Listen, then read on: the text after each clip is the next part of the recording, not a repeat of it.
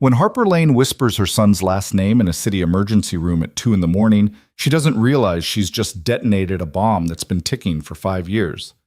The name, Valenti, transforms a routine fever check into a lockdown. Security materializes. Doors seal. And somewhere across the city, the most dangerous man she's ever known receives a call that changes everything. Her son exists. His son exists. And tonight, while Noah burns with fever, enemies who've waited years for exactly this kind of weakness are already moving. Stay with me until the end of this story. Hit that like button and comment what city you're watching from so I can see how far this tale travels. The fluorescent lights in St. Catherine's emergency department buzzed with the particular frequency of institutional neglect. Harsh, flickering, designed to illuminate suffering without offering comfort. Harper Lane barely noticed. Her world had contracted to the weight of her 5-year-old son in her arms, the heat radiating from his small body like he'd swallowed the sun, and the mounting terror that had driven her here despite every instinct screaming to stay hidden. Noah's head lolled against her shoulder, his breath coming in short, rapid pants that felt wrong against her neck. She'd tried everything at home: cool compresses, fever reducers, prayers whispered into his damp hair, but his temperature had climbed past 104 and kept rising. When he'd started saying things that made no sense, his brown eyes glassy and unfocused, she'd wrapped him in a blanket and run. The waiting room smelled of antiseptic and desperation. A man with a bleeding hand sat 3 chairs down, staring at his phone. An elderly woman wheezed into an oxygen mask. The TV mounted in the corner played a muted infomercial, hawking miracle kitchen gadgets to an audience too consumed by their own crises to care. "Next," called the triage nurse, a woman in her 50s with tired eyes and purple scrubs decorated with cheerful cartoon bandages that seemed obscene against the backdrop of human misery. Harper stood adjusting Noah's weight and approached the desk. The nurse's badge read Patricia, 25 years of service. "What brings you in tonight?" "My son." Harper's voice cracked. She cleared her throat, trying again. "He has a high fever. It won't break. He's saying things that don't make sense, and I think something's really wrong." Patricia's expression shifted into professional assessment mode, her fingers already moving across the keyboard. "How high?" 104.3 when I checked 20 minutes ago." "How old?" 5. "Name?" "Noah." Harper hesitated, feeling the weight of what came next like a physical thing lodging in her throat. 5 years. 5 years of using her mother's maiden name, of paying cash when possible, of keeping them both invisible. 5 years of safety purchased through anonymity. But Noah was burning up in her arms, and she couldn't think of anything except making that stop. "Last name?" Patricia prompted, fingers poised over keys. Harper swallowed hard. "Valenti."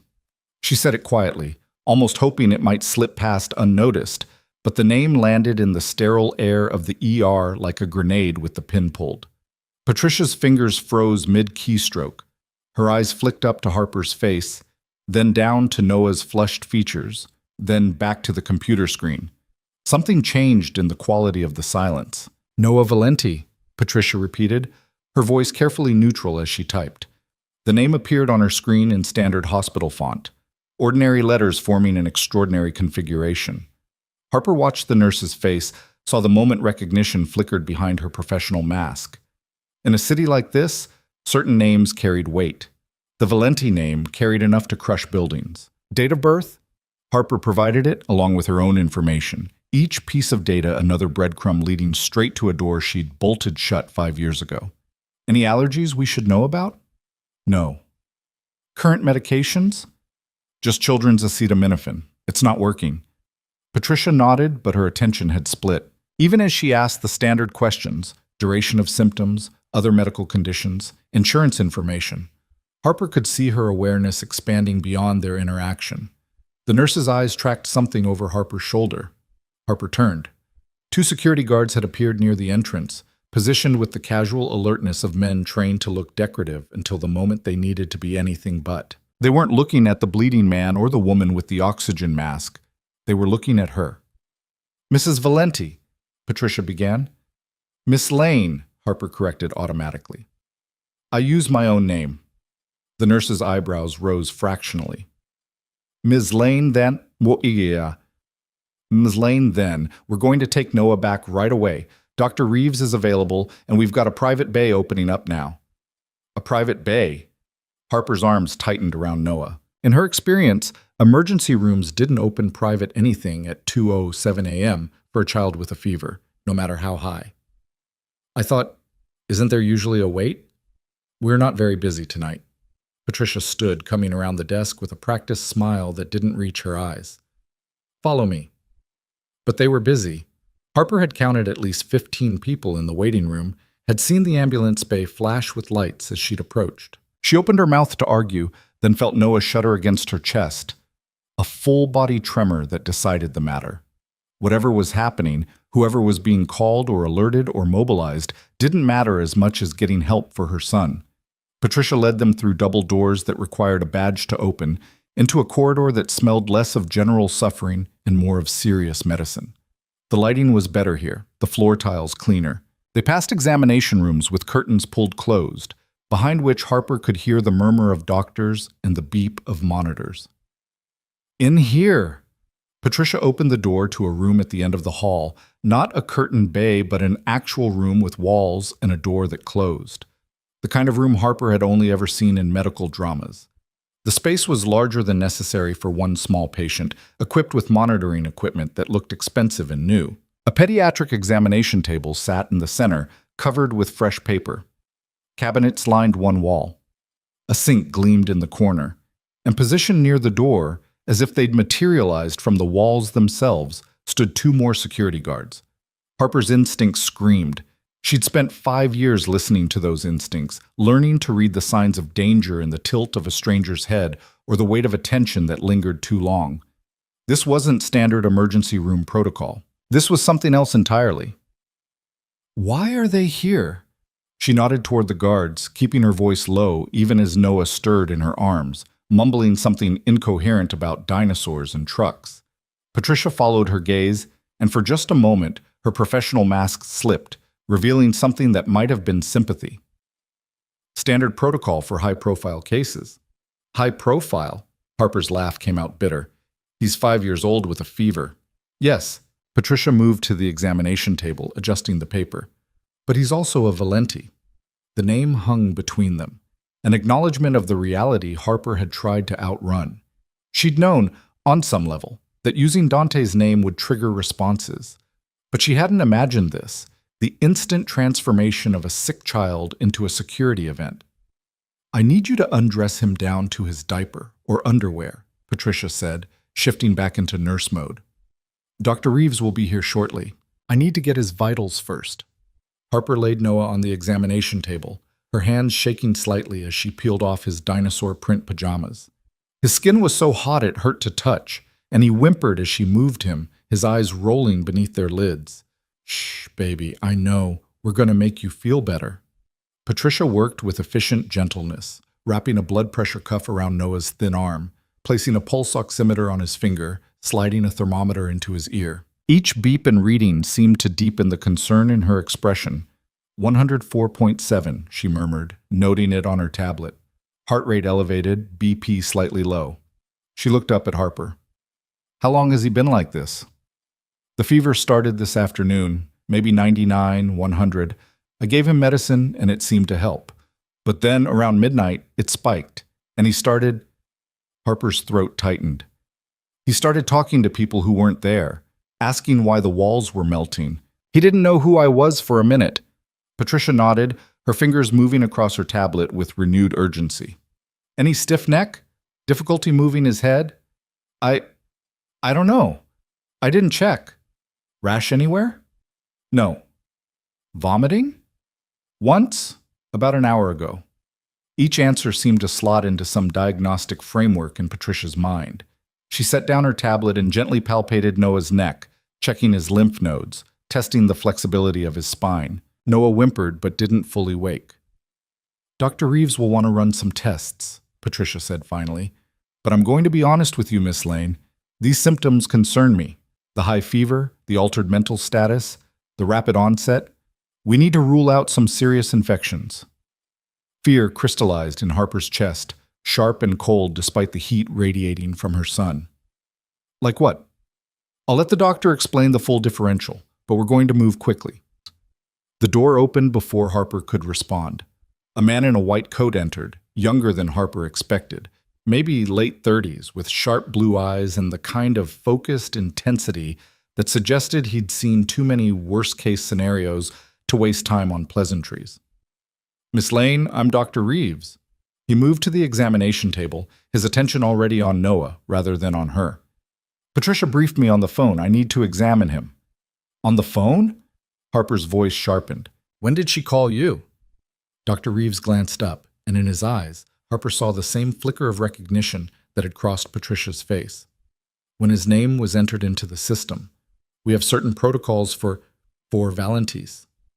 For high-priority cases," he corrected smoothly, but they both knew it meant the same thing. "Now, I need to focus on your son. You can be angry about protocol later, but right now I need you to tell me everything you've observed in the last 12 hours. The clinical authority in his voice snapped Harper's attention back to what mattered. She walked him through the timeline, the gradual onset, the spike, the delirium, the vomiting. He listened while examining Noah, his hands moving with practiced efficiency. "Noah," he said softly, leaning close to the boy's face. "Can you open your eyes for me?" "Noah." Noah's eyelids fluttered but didn't open. Dr. Reeves produced a pen light, checking pupil response. He pressed his fingers to Noah's neck, manipulating his head with careful precision, watching for resistance. "Slight nuchal rigidity, Sam," he murmured, more to himself than to Harper. "Patricia, I need a full pediatric meningitis panel. Blood cultures, CBC, comprehensive metabolic panel, and set up for a lumbar puncture. I want infectious disease consulted. And get me an isolation room ready in the PICU." The words hit Harper like physical blows. "Meningitis?" "Doctor." Reeves straightened, and when he met her eyes, she saw the weight of experience in his gaze, the knowledge of how quickly children could deteriorate, how narrow the margin between intervention and catastrophe.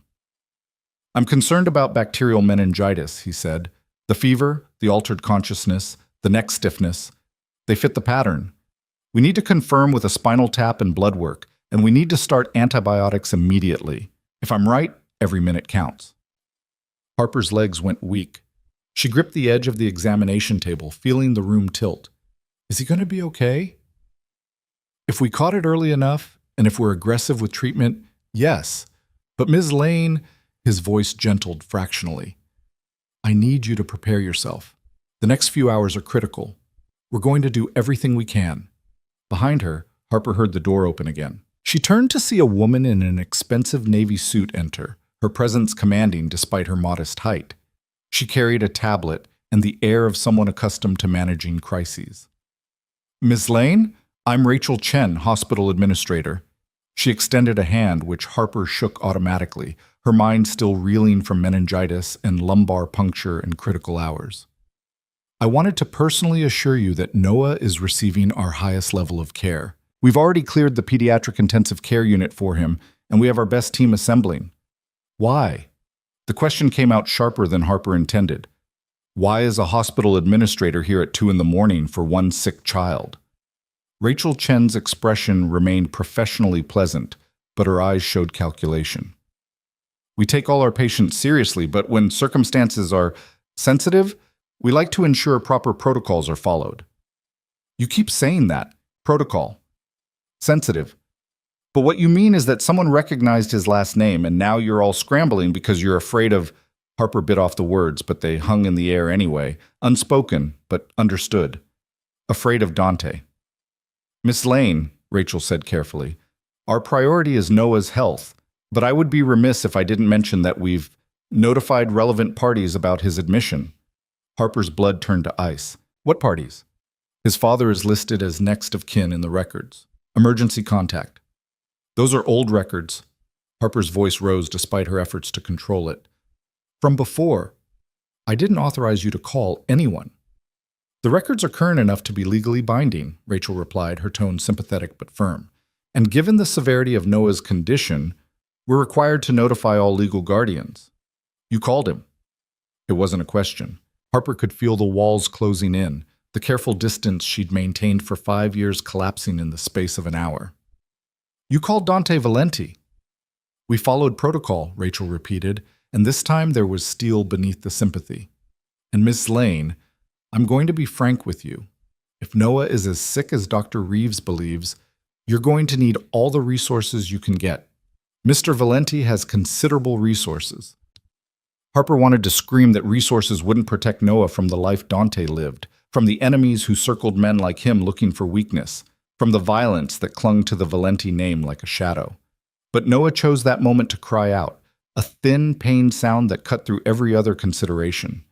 She turned back to the table, brushing his damp hair from his forehead. I'm here, baby. Mama's here.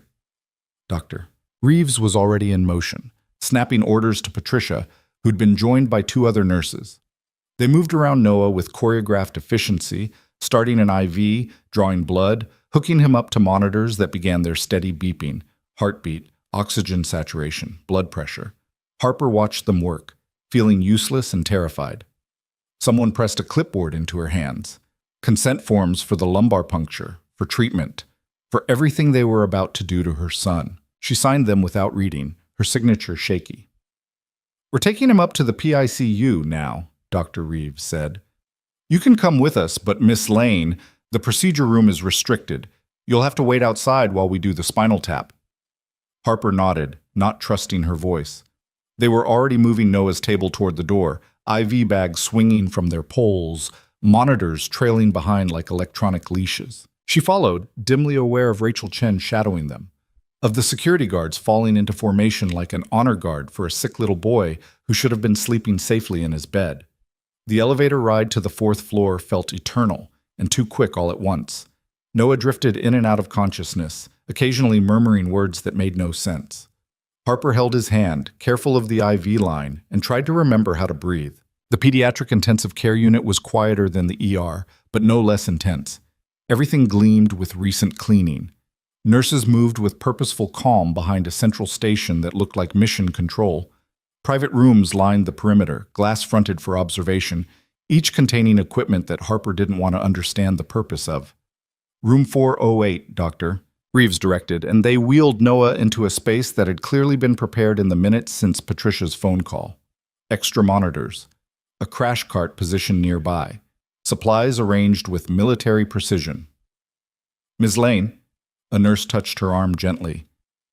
We need to take him into the procedure room now. There's a family waiting area just down the hall. It shouldn't take more than 30 minutes.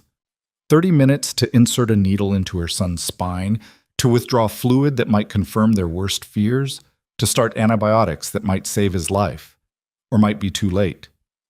30 minutes during which she could do nothing but wait and pray and try not to imagine every terrible possibility. Can I? Harper's voice broke. Can I kiss him first? Of course. Harper leaned over Noah's still form, pressing her lips to his burning forehead. I love you, sweetheart. Be brave for Mama. His eyes fluttered open for just a moment, glazed and unfocused. Mama? I'm here. I'll be right here when you wake up.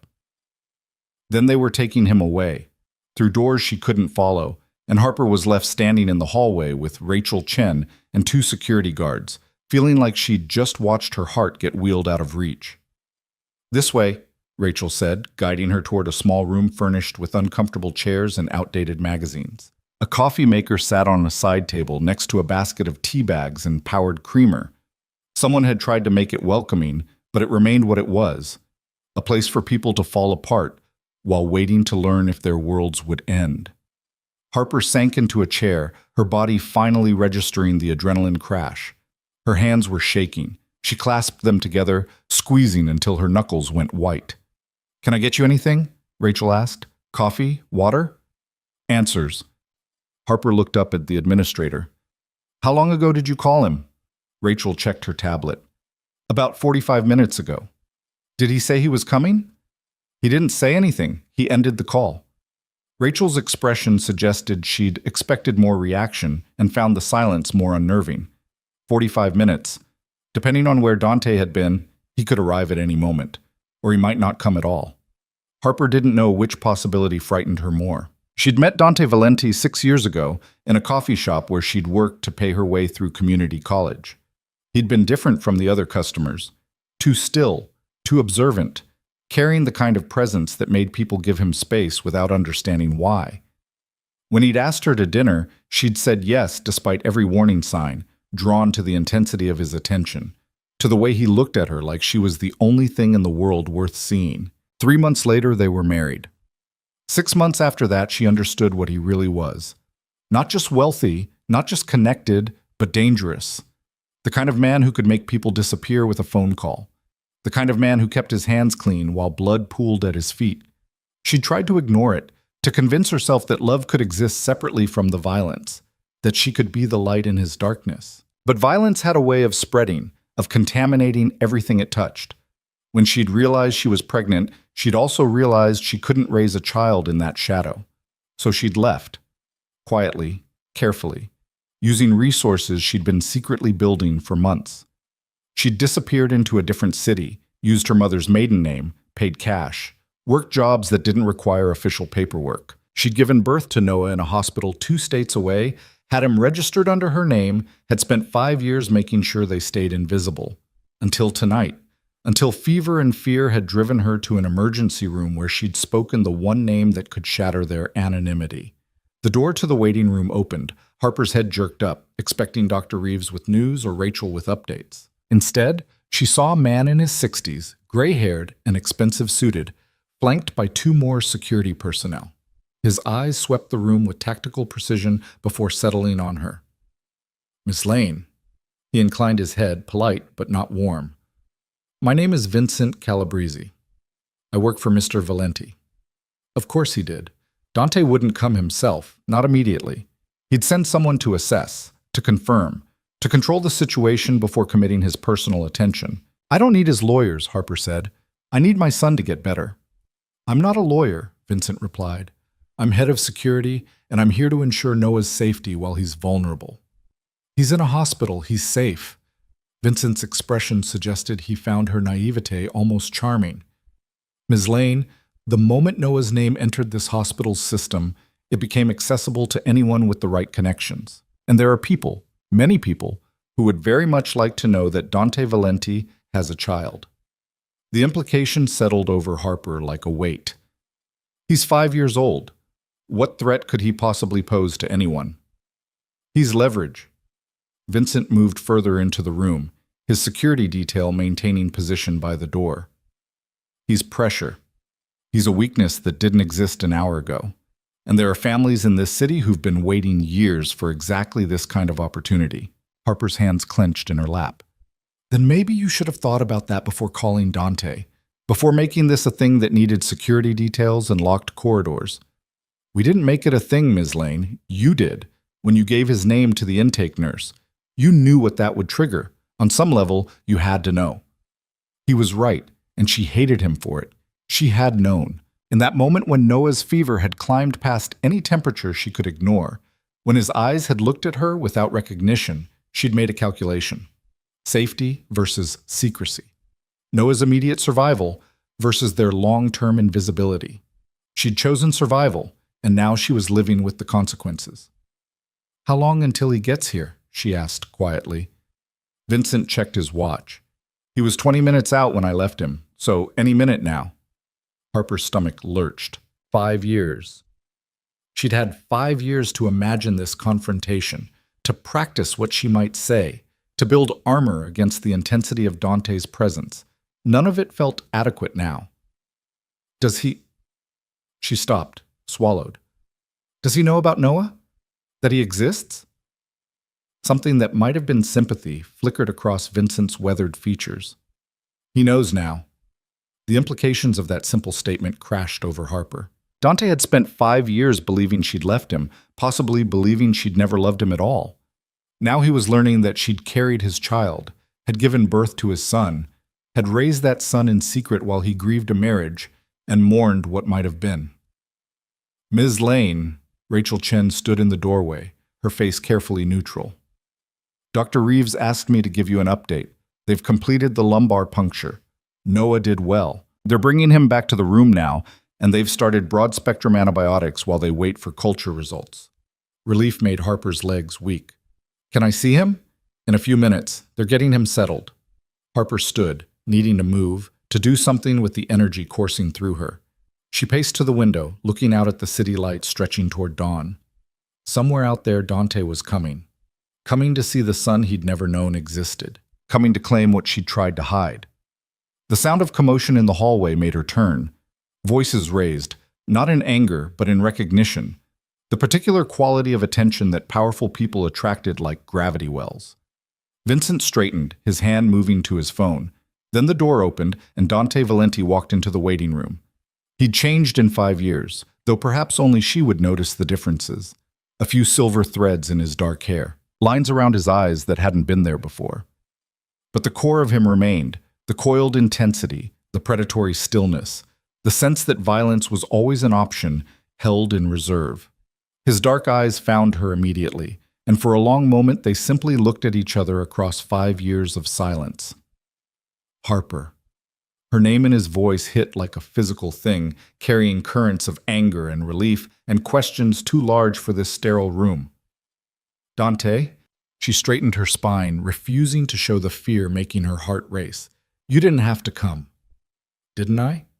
He moved further into the room, his presence filling it despite the space. You disappeared 5 years ago.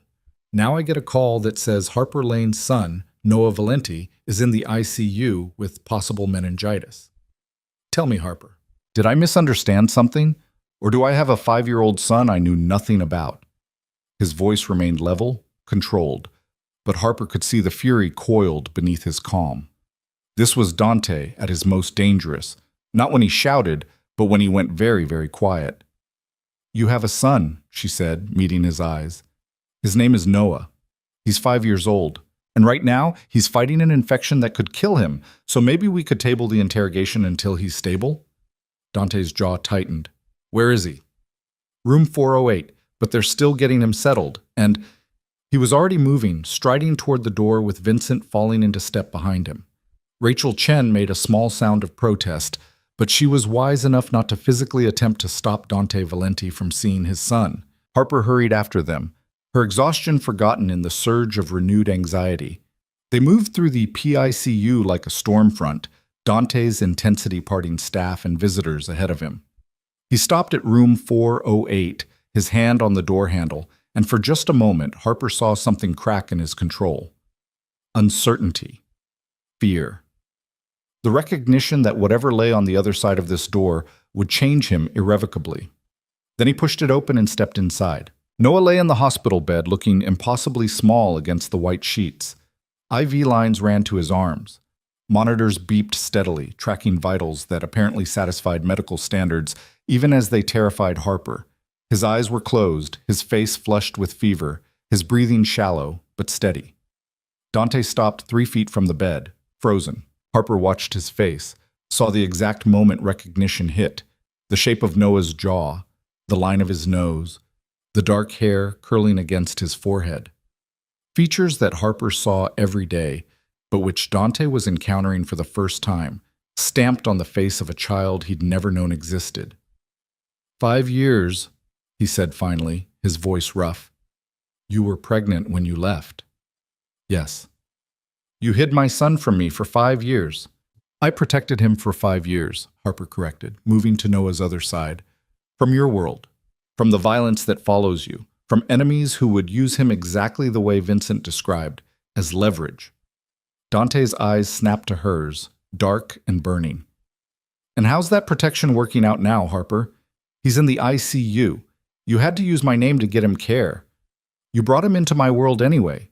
You just waited until the worst possible moment to do it. The accusation stung because it was partially true. She'd tried to keep Noah safe through distance, and it had worked right up until the moment it didn't. The moment her child's life became more important than her carefully maintained invisibility.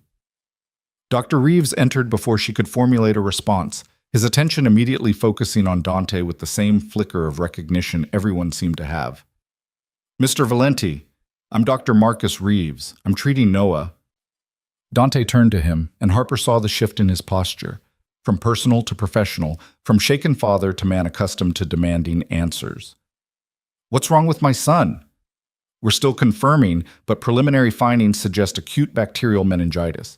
We've started aggressive antibiotic therapy, and we're monitoring him closely for complications. Complications? Dante's voice went flat. What complications?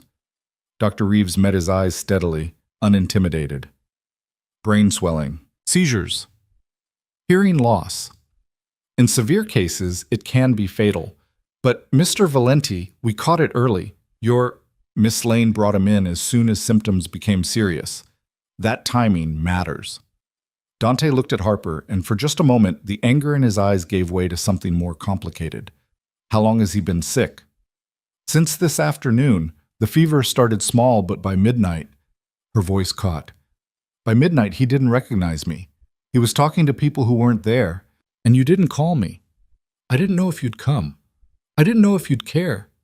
It's been 5 years, Dante. For all I knew, you'd moved on. His laugh was bitter. Moved on, right? He returned his attention to Dr. Reeves. What do you need? Best specialists? Experimental treatments? I don't care about cost. What we need is time, Dr. Reeves said. The antibiotics have to work. We've consulted infectious disease, and they agree with our treatment plan. Noah is getting exactly what he needs. More resources won't make the bacteria die faster. It was clearly not the answer Dante wanted, but he accepted it with a sharp nod. Then we wait. You don't have to stay, Harper said quietly. You have other things? I'm not leaving. Dante pulled a chair close to Noah's bed, his eyes never leaving the small face on the pillow. I've missed 5 years. I'm not missing another minute. Dr. Reeves cleared his throat. I'll give you some privacy, but Mr. Valenti, Miss Lane, we're going to need to keep Noah here for at least several days. And I have to tell you, there's something else we're concerned about. Harper's heart, which had just begun to settle, kicked back into overdrive. What? The preliminary cultures are showing a particularly aggressive strain. It's responding to antibiotics, which is good. But there's significant inflammation. We may need to consider more aggressive interventions if the swelling doesn't improve. What kind of interventions? Dante's voice had gone very quiet. Potentially surgical, to relieve pressure if it builds. But we're not there yet, and I don't want to borrow trouble. I just wanted you both to be aware of the possibilities. He left them with that weight, closing the door gently behind him. Harper sank into the chair on Noah's other side, her legs finally giving out. Surgery, she whispered. They might have to. They won't. Dante's hand covered Noah's, gentle, despite the tension vibrating through him. He's strong. He'll fight this. You don't know that. You don't know him at all. The words came out sharper than she'd intended, driven by fear and exhaustion. Dante's eyes lifted to hers, and she saw pain flash across his features before his control reasserted itself. No, he agreed quietly. I don't, because you made sure of that. They sat in silence, the beeping of monitors marking time, watching their son sleep while antibiotics dripped into his veins, and somewhere in the city, dawn began to break. And Harper understood with crystalline clarity that everything was about to change. Whatever came next, there would be no more running, no more hiding. The moment she'd spoken Noah's full name in that ER, she'd opened a door that could never be closed again. She just hoped they would all survive what came through it. The first hour passed in a silence broken only by the rhythmic beeping of monitors and the soft hiss of oxygen flowing through Noah's nasal cannula. Harper watched the IV drip, counting drops as if the precision of her attention could somehow accelerate the antibiotics journey through her son's small body.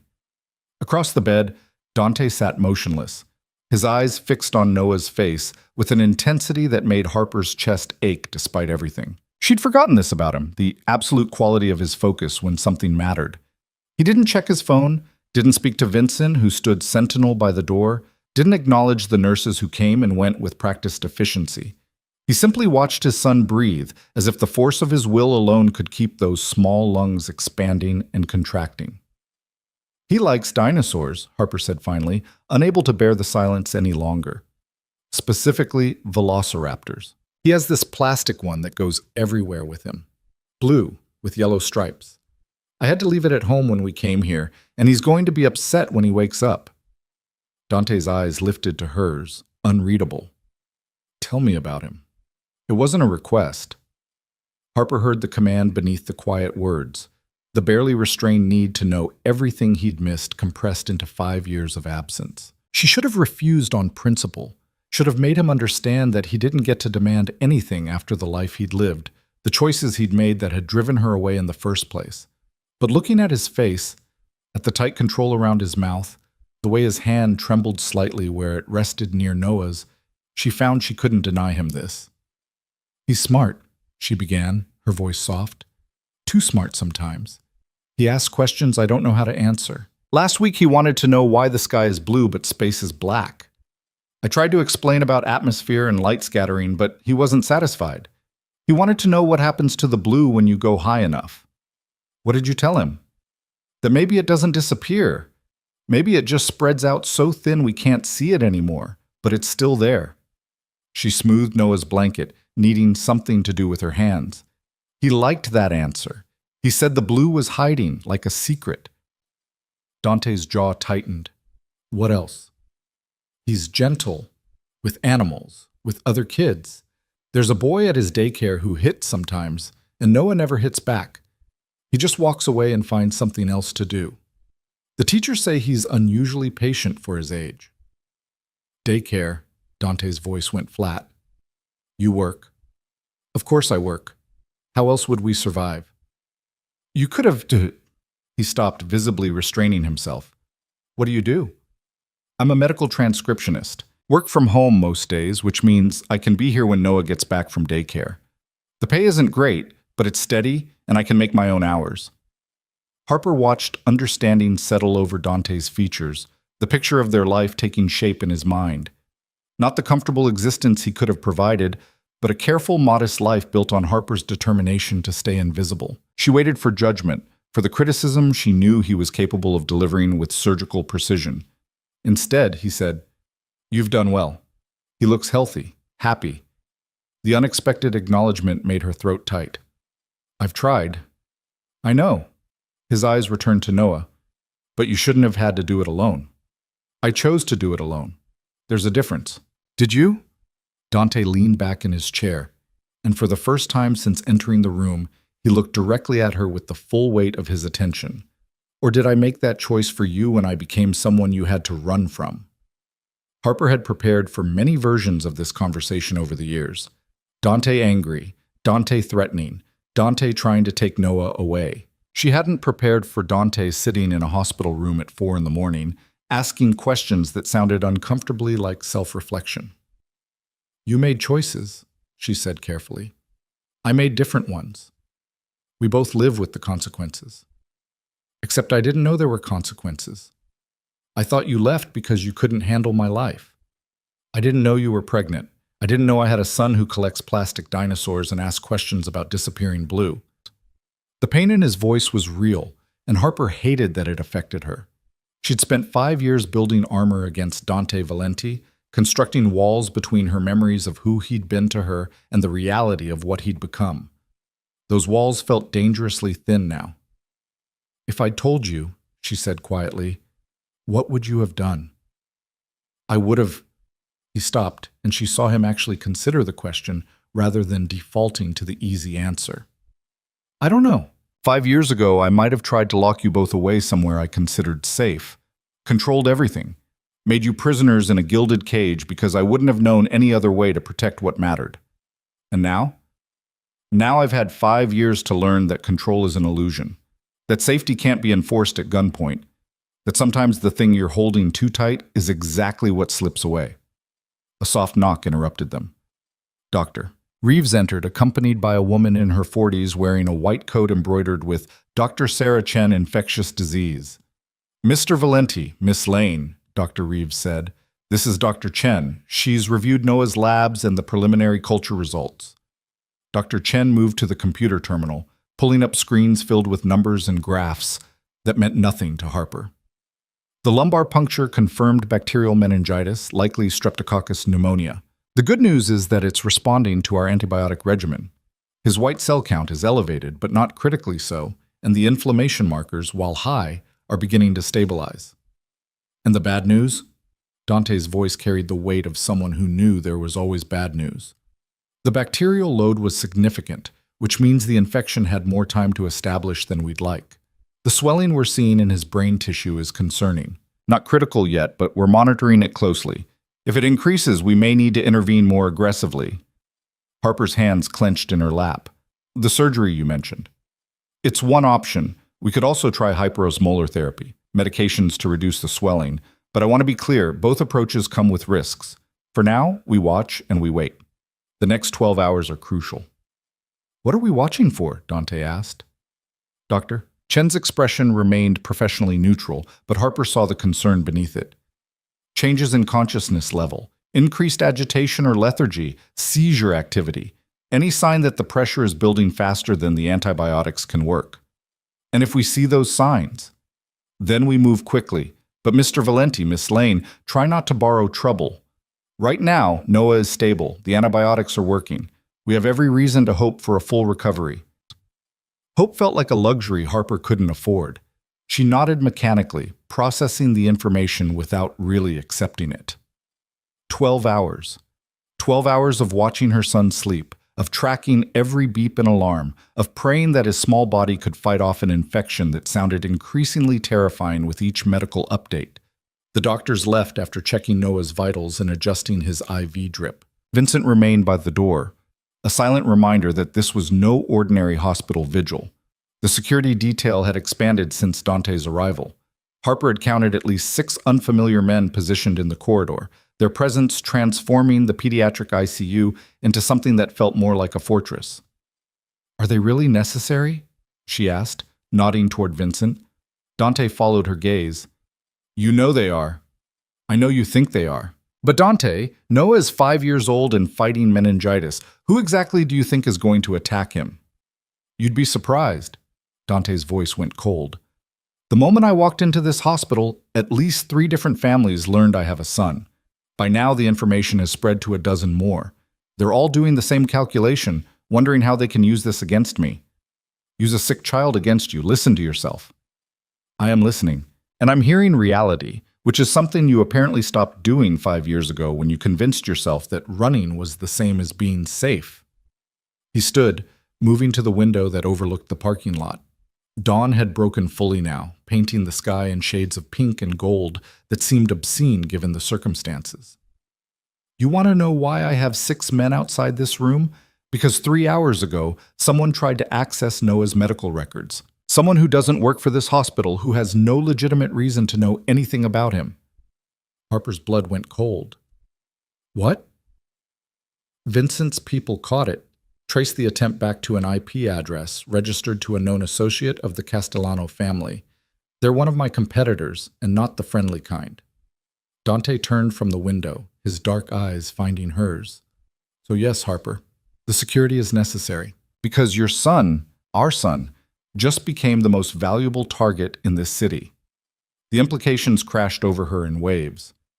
She'd known, abstractly, that using Dante's name would create complications, but she'd imagined legal complications, custody battles, uncomfortable conversations. Not this, not actual danger to Noah's life beyond the bacteria already attacking his brain. "We can move him," Dante continued, his tone shifting into problem-solving mode. "I have a private medical facility, fully staffed, better equipped than this place, and secure. We could have him transported within the hour." "No." Harper stood, matching his intensity. "He's stable here. Moving him could be dangerous, and I'm not going to risk his health because you're paranoid about your enemies."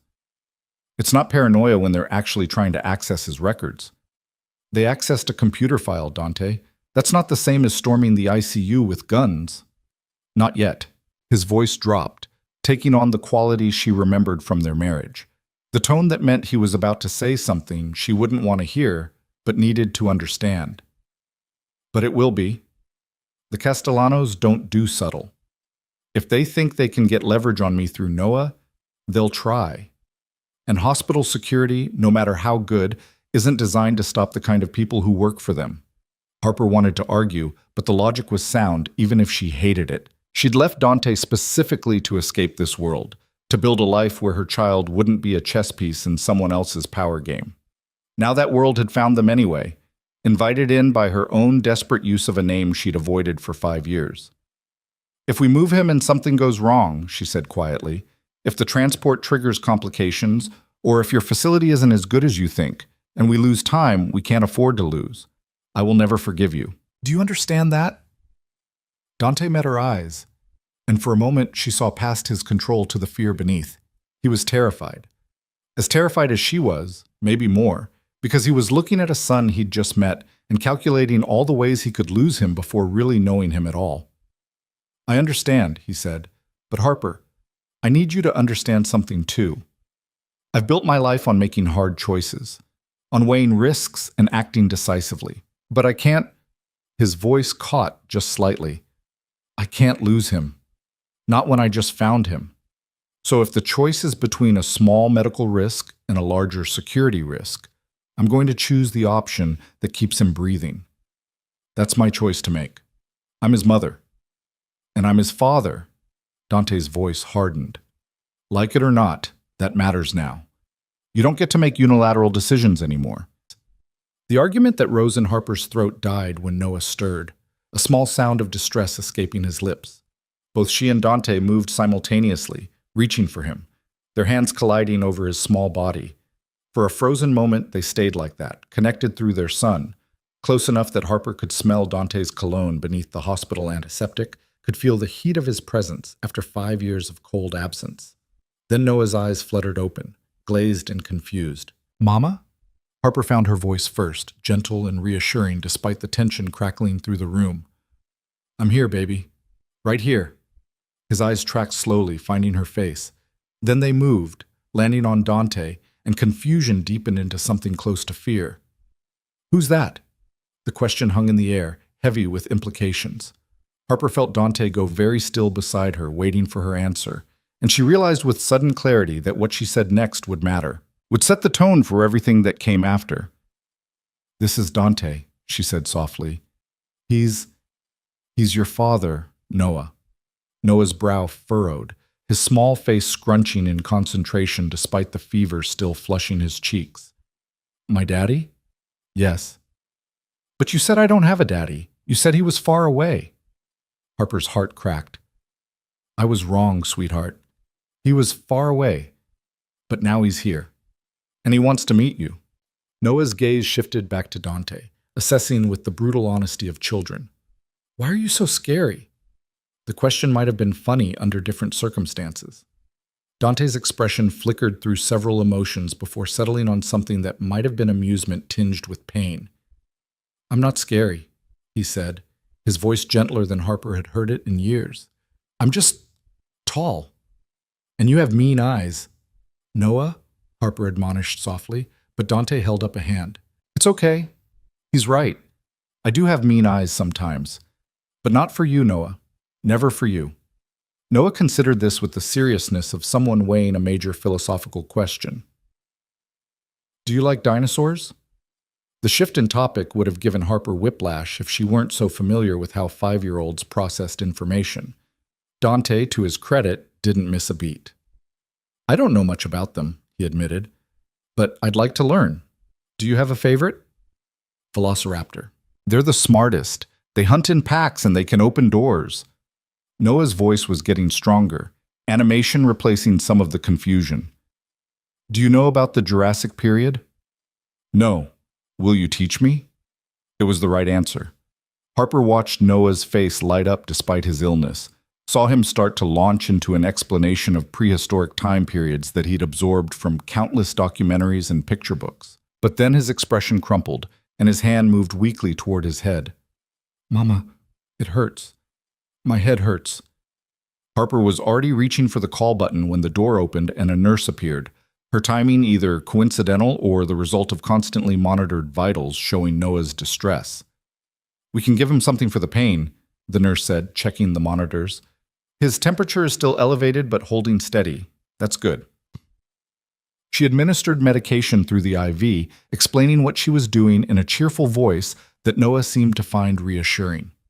Within minutes, his features relaxed, the pain receding under the warmth of pharmaceuticals. Better? Harper asked. Noah's eyes were already drifting closed again. Tired. Then sleep, sweetheart. We'll be right here. Both of you? His gaze moved between Harper and Dante, seeking confirmation of this new reality. Both of us, Dante confirmed, his voice rough. Satisfied, Noah let sleep reclaim him. His breathing evened out, the monitors maintaining their steady rhythm. The nurse made a few notes on her tablet and slipped out, leaving Harper and Dante alone again with their sleeping son between them. "He called you Mama," Dante said after a long silence. "That's what he calls me." "I meant—" He stopped, searching for words. "He trusts you completely. Looked to you first, needed your reassurance before he could accept anything else. That's what children do with their primary caregiver." "I know." Dante's hand moved to Noah's, his large fingers dwarfing the small ones they surrounded. "I'm just realizing what I missed. First words, first steps, first everything. You got all of that, and I got a child with meningitis and enemies already circling? Yes, your timing is spectacularly bad." She'd meant it as dark humor, a release valve for the pressure building in her chest. But Dante's expression went flat, and she realized she'd hit something raw. "I'm sorry," she said. "That was true?" He looked at her, and the naked pain in his eyes made her breath catch. "You're right. I show up at the worst possible moment, bring danger with me, and expect—" "What exactly? That you'll trust me with his safety when you ran specifically because you didn't?" "I ran because I was pregnant and terrified. Because I knew your world, knew what it would mean to raise a child in it. I wasn't wrong about that, Dante. Look at what's happening now. We've been here less than 6 hours, and already someone's trying to use him against you. You think I don't know that?" Dante stood abruptly, pacing to the window and back, energy radiating from him like heat. "You think I don't look at him lying there and realize that every enemy I've made, every deal I've brokered, every choice I've taken over the years has just created a target on his back? I know exactly what I've done, Harper. I know exactly what I am." "Then why come at all? Why not just—" She gestured helplessly. "Let us stay hidden?" Dante stopped pacing, turning to face her fully. "Because he's my son. Because 5 years ago you left, and I spent every day since wondering what I'd done to make you disappear. I tore this city apart looking for you. I called in every favor, pressured every contact, checked every lead that might tell me where you'd gone or why. And then tonight, I get a call that says you're here, that you have my child, and you honestly think I could stay away? I think you could have chosen not to be the kind of man people need to run from in the first place." The words landed like a slap. Dante absorbed them, his jaw working as he processed the accusation beneath the statement. "You're right," he said finally. "I could have, but I didn't. I made different choices, built a different life, and now we're both living with consequences neither of us wanted." A soft knock interrupted them. Vincent appeared in the doorway, his expression grave. "We have a situation." Dante's demeanor shifted instantly. The emotional conversation shelved in favor of immediate threat assessment. "What kind?" "Security picked up chatter. Castellano's people are moving. Nothing concrete yet, but the pattern suggests they're planning something." "When?" "Unknown, but they're asking questions about hospital protocols, shift changes, access points." Vincent's eyes flicked to Harper. "They want the boy." Harper's blood turned to ice. "They want— What do you mean, they want him?"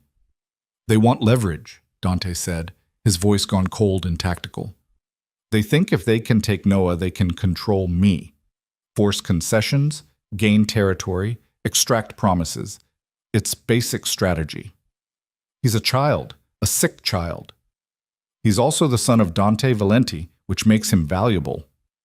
Vincent pulled out his phone, showing Dante something on the screen. "We've increased the perimeter, but this hospital has too many access points. Service entrances, loading docks, tunnels connecting to the main building. We can secure the immediate area, but if they're serious about this, then we move," Dante said. "Now." "No." Harper stood, planting herself between Dante and Noah's bed. "Absolutely not. Moving him is dangerous. Dr. Chen said the next 12 hours are critical for monitoring," Dante interrupted. "And she's right, which is why we're moving him to my facility where he can be monitored by specialists who aren't worried about being overrun by the Castellano family." "Your facility isn't a real hospital. It's— What? Some private clinic you keep for your people when they get shot doing illegal things?" Dante's expression hardened. It's a fully accredited medical center with a pediatric intensive care unit, a surgical suite, and doctors who've treated everything from gunshot wounds to pediatric meningitis. And it's secure in ways this building could never be. He's stable here. Moving him could trigger complications. You heard what Dr. Reeves said about the swelling. I heard him say we need to monitor it closely. We can do that just as well somewhere safer. Safer for who, Dante? For Noah, or for your conscience when someone tries to kidnap him and you weren't able to stop it because you were too proud to admit you created the situation in the first place? The accusation hung between them, sharp and cutting. Vincent cleared his throat uncomfortably, clearly wishing he were anywhere else. We'll bring Dr. Reeves, Dante said finally, his voice controlled, and Dr. Chen. Whatever specialist Noah needs, they'll come with us. We'll have a full medical team in the transport ambulance, every precaution possible. But Harper, we're running out of time to debate this. If the Castellanos are moving, we need to move faster. Harper looked at Noah, sleeping peacefully under the influence of pain medication and antibiotics. He looked so small in the hospital bed, so vulnerable. The thought of moving him, of jostling him through the city, while his brain fought swelling and his body fought infection, made her want to scream. But the thought of armed men breaking into his room, of violence erupting around her sleeping son, was somehow worse. If anything happens to him, she said quietly, turning to face Dante, if this transport causes any complications that set back his recovery or makes things worse, I will make sure you regret it for the rest of your life. Do you understand me? Dante met her eyes, and she saw her own fear reflected back. I understand, but Harper, if we stay here and they get to him, we'll both regret it forever. He was right, and she hated it. Hated that his world had found them, that her careful years of hiding had been undone in one desperate hospital visit, that she was now making impossible choices between medical risk and security risk for her 5-year-old son. How long to arrange transport? She asked. Vincent checked his phone. 15 minutes for the ambulance, 20 to have the team assembled. We can be moving in 30 minutes or less. 30 minutes. Harper looked at the monitors, at the IV drip, at Noah's flushed face relaxed in medicated sleep. 30 minutes to upend their entire world again. Make it happen, Dante said. And Vincent, no one knows where we're going except people we absolutely trust. No electronic records, no paper trail. As far as anyone is concerned, Noah Valenti disappeared from this hospital. Vincent nodded and disappeared to make arrangements. Dante turned to Harper, and for a moment they simply looked at each other across 5 years of distance and one sleeping child. I never wanted this for him, Dante said quietly. If I could change what I am, what I've built. But you can't, Harper finished. This is who you are, and now Noah has to live with it too. We all do. The truth of that settled over the room like a weight. They were bound now, by Noah, by danger, by choices made years ago that were only now showing their full consequences. Whatever happened next, there would be no more running, no more hiding, no more pretending that distance could keep them safe. The world had found them. Now they would have to find a way to survive it. 28 minutes later, Harper stood in the pre-dawn shadows of St. Catherine's loading dock, watching a medical transport team prepare to move her son through the city like contraband. The ambulance idling before her bore no obvious markings, nothing to indicate its cargo was the 5-year-old heir to a criminal empire who might not survive the week. Dr. Reeves emerged from the building, his expression tight with professional disapproval masked as clinical concern. The transport is medically sound, he said, directing his words to Harper rather than Dante. We've stabilized him as much as possible. The IV lines are secured, monitors are portable, and I'll be in the ambulance with him the entire time. You're coming? Harper hadn't expected that. Mr. Valenti made it worth my while. Dr. Reeves glanced at Dante, who stood 10 feet away coordinating with Vincent and a security team that had somehow doubled in the last half hour. And honestly, Ms. Lane, if I let you transport a critically ill child without medical supervision, I deserve to lose my license. This way, at least I can intervene if something goes wrong. If something goes wrong. The words echoed in Harper's mind as orderlies wheeled Noah's bed through the loading dock doors. Her son remained deeply asleep, the sedation they'd administered for transport keeping him blissfully unaware of the upheaval happening around him. The monitors attached to his small body beeped their steady reassurance, but Harper's heart hammered irregularly in her chest. "We're ready," Vincent announced, approaching Dante with the efficiency of a man who'd orchestrated this kind of tactical movement before. 3-vehicle convoy, medical transport in the middle, security front and back. Route has been cleared and we've got eyes on every major intersection. ETA to the facility is 18 minutes. Dante nodded, then turned to Harper. "You'll ride in the ambulance with Noah and Dr. Reeves. I'll be in the lead vehicle." "No." Harper moved closer, lowering her voice, even though Vincent could certainly hear. "If I'm trusting you enough to move my son through the city in the middle of the night, you're trusting me enough to tell me where we're going." Something flickered in Dante's eyes. Surprise, maybe, or reassessment. "North Harbor. The old shipping district. I own a medical complex there, completely self-contained. 24-hour staffing, latest equipment, everything Noah needs. And no oversight, no external accountability. Just your people, your facility, your control." "Yes." Dante didn't flinch from the accusation. "That's exactly what it is, and right now, that's what keeps him alive." Harper wanted to argue, but the loading dock doors opened again and Dr. Chen appeared, carrying a medical bag and looking far more alert than anyone had a right to be at 5 a.m. She headed straight for the ambulance, conferring with Dr. Reeves in the rapid shorthand of medical professionals preparing for potential crisis. "Ms. Lane," one of the orderlies gestured toward the ambulance. "We need to load now." Harper climbed into the back of the vehicle, the familiar smell of antiseptic and medical equipment washing over her. The space was larger than a standard ambulance, configured more like a mobile ICU than emergency transport. Noah's bed locked into place with mechanical precision, the monitors transferring seamlessly to the ambulance's own systems. Dr. Reeves settled onto a bench seat, his attention already on the screens displaying Noah's vitals. Dr. Chen took position on the opposite side, her hands moving through a final check of emergency medications and equipment. "Heart rate steady," Dr. Reeves murmured. "Oxygen saturation 98%. Temperature holding at 103.2. Higher than I'd like. But the antibiotics need more time." The ambulance doors closed, sealing Harper into the confined space with her unconscious son and 2 doctors who'd been pulled into this chaos by the sheer gravitational force of Dante Valenti's name. Through the small window between the patient compartment and the driver's cab, she could see Vincent climbing into the front seat. The vehicle lurched into motion, smooth and careful but still jarring enough to make Harper grip the edge of Noah's bed. The monitors continued their steady beeping, unchanged by the movement. Dr. Reeves met her eyes across the small space. "He's stable," the doctor said, his voice gentle. "This transport isn't ideal, but he's as ready as we can make him." Harper nodded, not trusting her voice. Through the rear windows, she could see the tail vehicle, a black SUV with tinted windows that screamed security detail. Ahead, though she couldn't see it, Dante's vehicle led them through streets that were just beginning to wake with the approach of dawn. The city slid past in a blur of streetlights and shuttered storefronts. They moved quickly, but not recklessly, Vincent navigating with the confidence of someone who knew every route and alternate path. Harper watched the buildings change as they traveled, the hospital district giving way to commercial zones, then industrial areas that grew progressively more weathered and isolated. "How much longer?" she asked, after what felt like hours but was probably only 10 minutes. 7 minutes?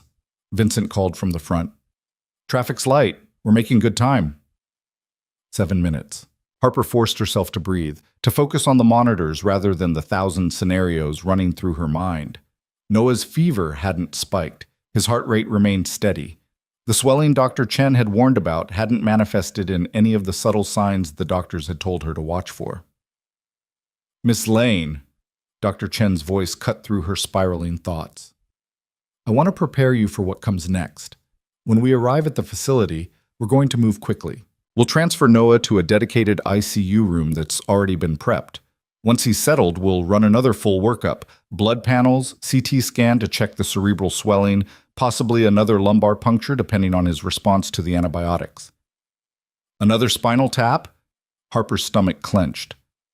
"He just had one. And we need to see how the infection is responding. The cultures from the first tap take time to grow, but we can check cell counts, protein levels, glucose. It gives us a real-time picture of what's happening in his brain. Dr. Chen's expression softened slightly. I know it's hard to watch, but we need the information. Harper swallowed hard, nodding. Outside, the buildings had given way to a stretch of waterfront property, the dawn light catching on the harbor beyond. Chain-link fences and industrial structures lined the route, interspersed with empty lots and shuttered warehouses that spoke of a district in transition. Then Vincent turned through an unmarked gate, and everything changed. The facility rose before them like something transplanted from a different world, a gleaming glass and steel structure that looked nothing like the decaying industrial landscape surrounding it. Security barriers lifted automatically as their convoy approached. Men in suits that didn't quite conceal shoulder holsters tracked their progress from strategic positions. This wasn't a hospital. This was a fortress that happened to have medical equipment. The ambulance pulled into a covered bay, the doors already closing behind them before the vehicle fully stopped. Harper's pulse kicked up as the rear doors opened, revealing Dante and a full medical team waiting to receive them. "Smooth transport," Dr. Reeves reported, already unhooking monitors to transfer them to the waiting gurney. No changes in status. The transfer happened with practiced efficiency. Noah moving from ambulance to gurney without waking. Harper climbed out, her legs unsteady after the tension of the ride, and found herself in what looked like a private emergency department. The space was immaculate, equipped with technology that made St. Catherine's look dated, and staffed by people who moved with the calm competence of professionals who knew exactly what they were doing. "This way." A nurse gestured toward a corridor, and the entire group began moving. Noah's gurney surrounded by medical staff, Harper keeping pace beside him, Dante shadowing them all with Vincent close behind. They took an elevator to the third floor, emerging into a pediatric intensive care unit that looked like it belonged in a research hospital rather than a private facility hidden in the industrial district. The rooms were glass-fronted for observation but configured for privacy. Equipment lined the walls, clean and new and ready for use. And everywhere Harper looked, she saw security cameras, reinforced doors, and the subtle signs of a building designed to withstand more than just medical emergencies. "Room 304, the nurse said, leading them to a corner suite that was larger than the room they'd left at St. Catherine's. The monitors here looked more advanced, the bed more sophisticated. A window overlooked the harbor, dawn spreading gold and pink across the water. They transferred Noah again, connecting him to new monitors that beeped to life with reassuring familiarity. Dr. Reeves and Dr. Chen conferred in low voices, reviewing charts on tablets that seemed to have Noah's complete medical history already loaded. A pediatric nurse Harper hadn't met began a full assessment, checking vitals and IV lines with gentle efficiency. "Ms. Lane," Dr. Chen turned to her, "we'd like to run that CT scan now while Noah's still sedated. It's easier than trying to keep a 5-year-old completely still when he's awake." Harper looked at Noah's peaceful face, hating that he had to endure more tests, more procedures, more invasions of his small body. But she nodded, because what else could she do? "I'll stay with him," Dr. Reeves said. "The imaging suite is just down the hall. We'll be back in 20 minutes.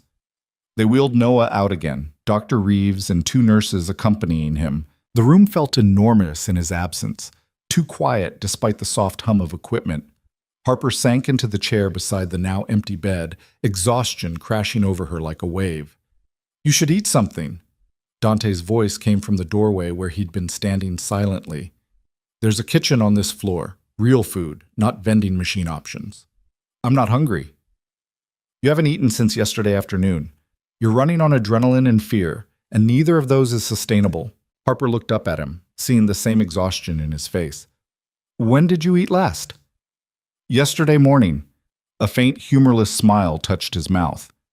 "So I'm a hypocrite. But I'm a hypocrite who's right. You need to take care of yourself if you're going to be here for Noah." He was right, and she resented it.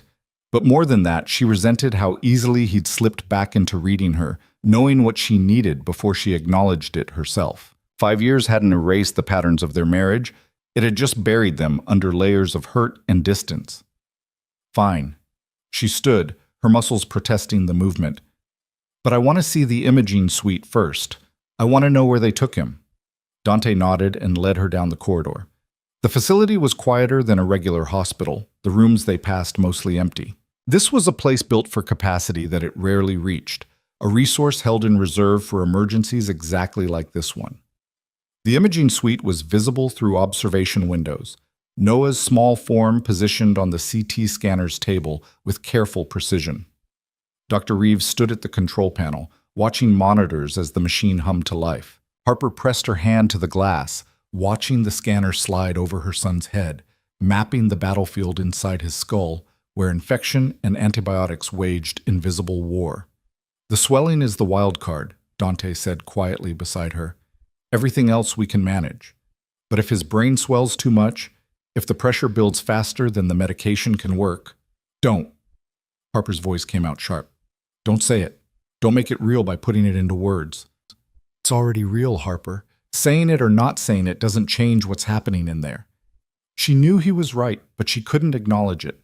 Couldn't look directly at the possibility that Noah might not survive this, that the fever and the infection and the swelling might win despite everything medicine and money could throw at it. If she looked at that possibility directly, she'd shatter, and she couldn't afford to shatter. Not yet. Not while Noah still needed her. The scan completed. Dr. Reeves made notes on his tablet, his expression giving nothing away. They wheeled Noah back to his room, transferring him to the bed with the same gentle efficiency as before. The monitors resumed their beeping, painting vital signs and glowing numbers that meant everything and nothing. "The scan looks acceptable," Dr. Reeves said, reviewing images on a large monitor mounted to the wall. "There's definitely swelling, but it's not worse than I expected at this stage. The infection is putting pressure on the meninges, the protective layers around the brain, but we're not seeing herniation or dangerous midline shift. That's good news." "What's bad news, Wes?" Harper asked, because there was always bad news.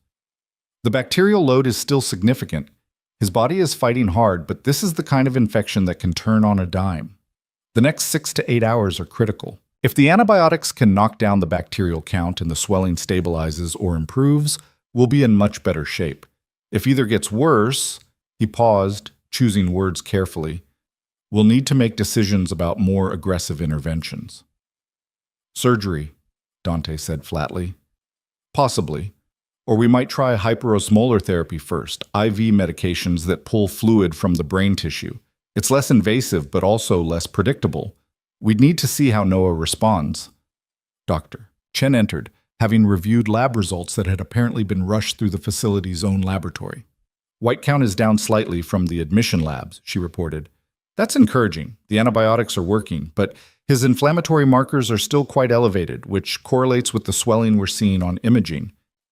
The medical jargon washed over Harper in waves, cell counts and protein levels and measurements that reduced her son's suffering to data points on a screen.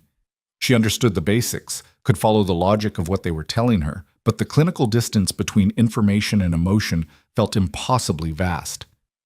"Can I stay with him?" she asked. "While we wait for these critical hours to pass?" "Of course," Dr. Reeves said. "We'll be monitoring him constantly, but there's no reason you can't be here. In fact, I'd recommend it. Children do better when parents are present, even if they're not conscious. They know you're there on some level." Harper settled back into the chair beside Noah's bed, taking his small hand in hers. His skin was still too hot, the fever persistent despite the medications flowing through his IV. She studied his face, memorizing features she'd seen every day for 5 years but which suddenly felt precious and temporary. The way his eyelashes fanned against his flushed cheeks, the small scar on his chin from when he'd fallen off a swing set, the cowlick that made his hair stick up no matter how much she tried to smooth it down. "I should go," Dante said from the doorway. "Check the perimeter, make sure security is maintaining protocol." "You mean make sure no one followed us here?" "That too." He hesitated, and Harper saw something complicated move across his face. "When he wakes up, if he asks for me, I'll tell him you'll be back." Harper met his eyes. "But Dante, I need you to understand something.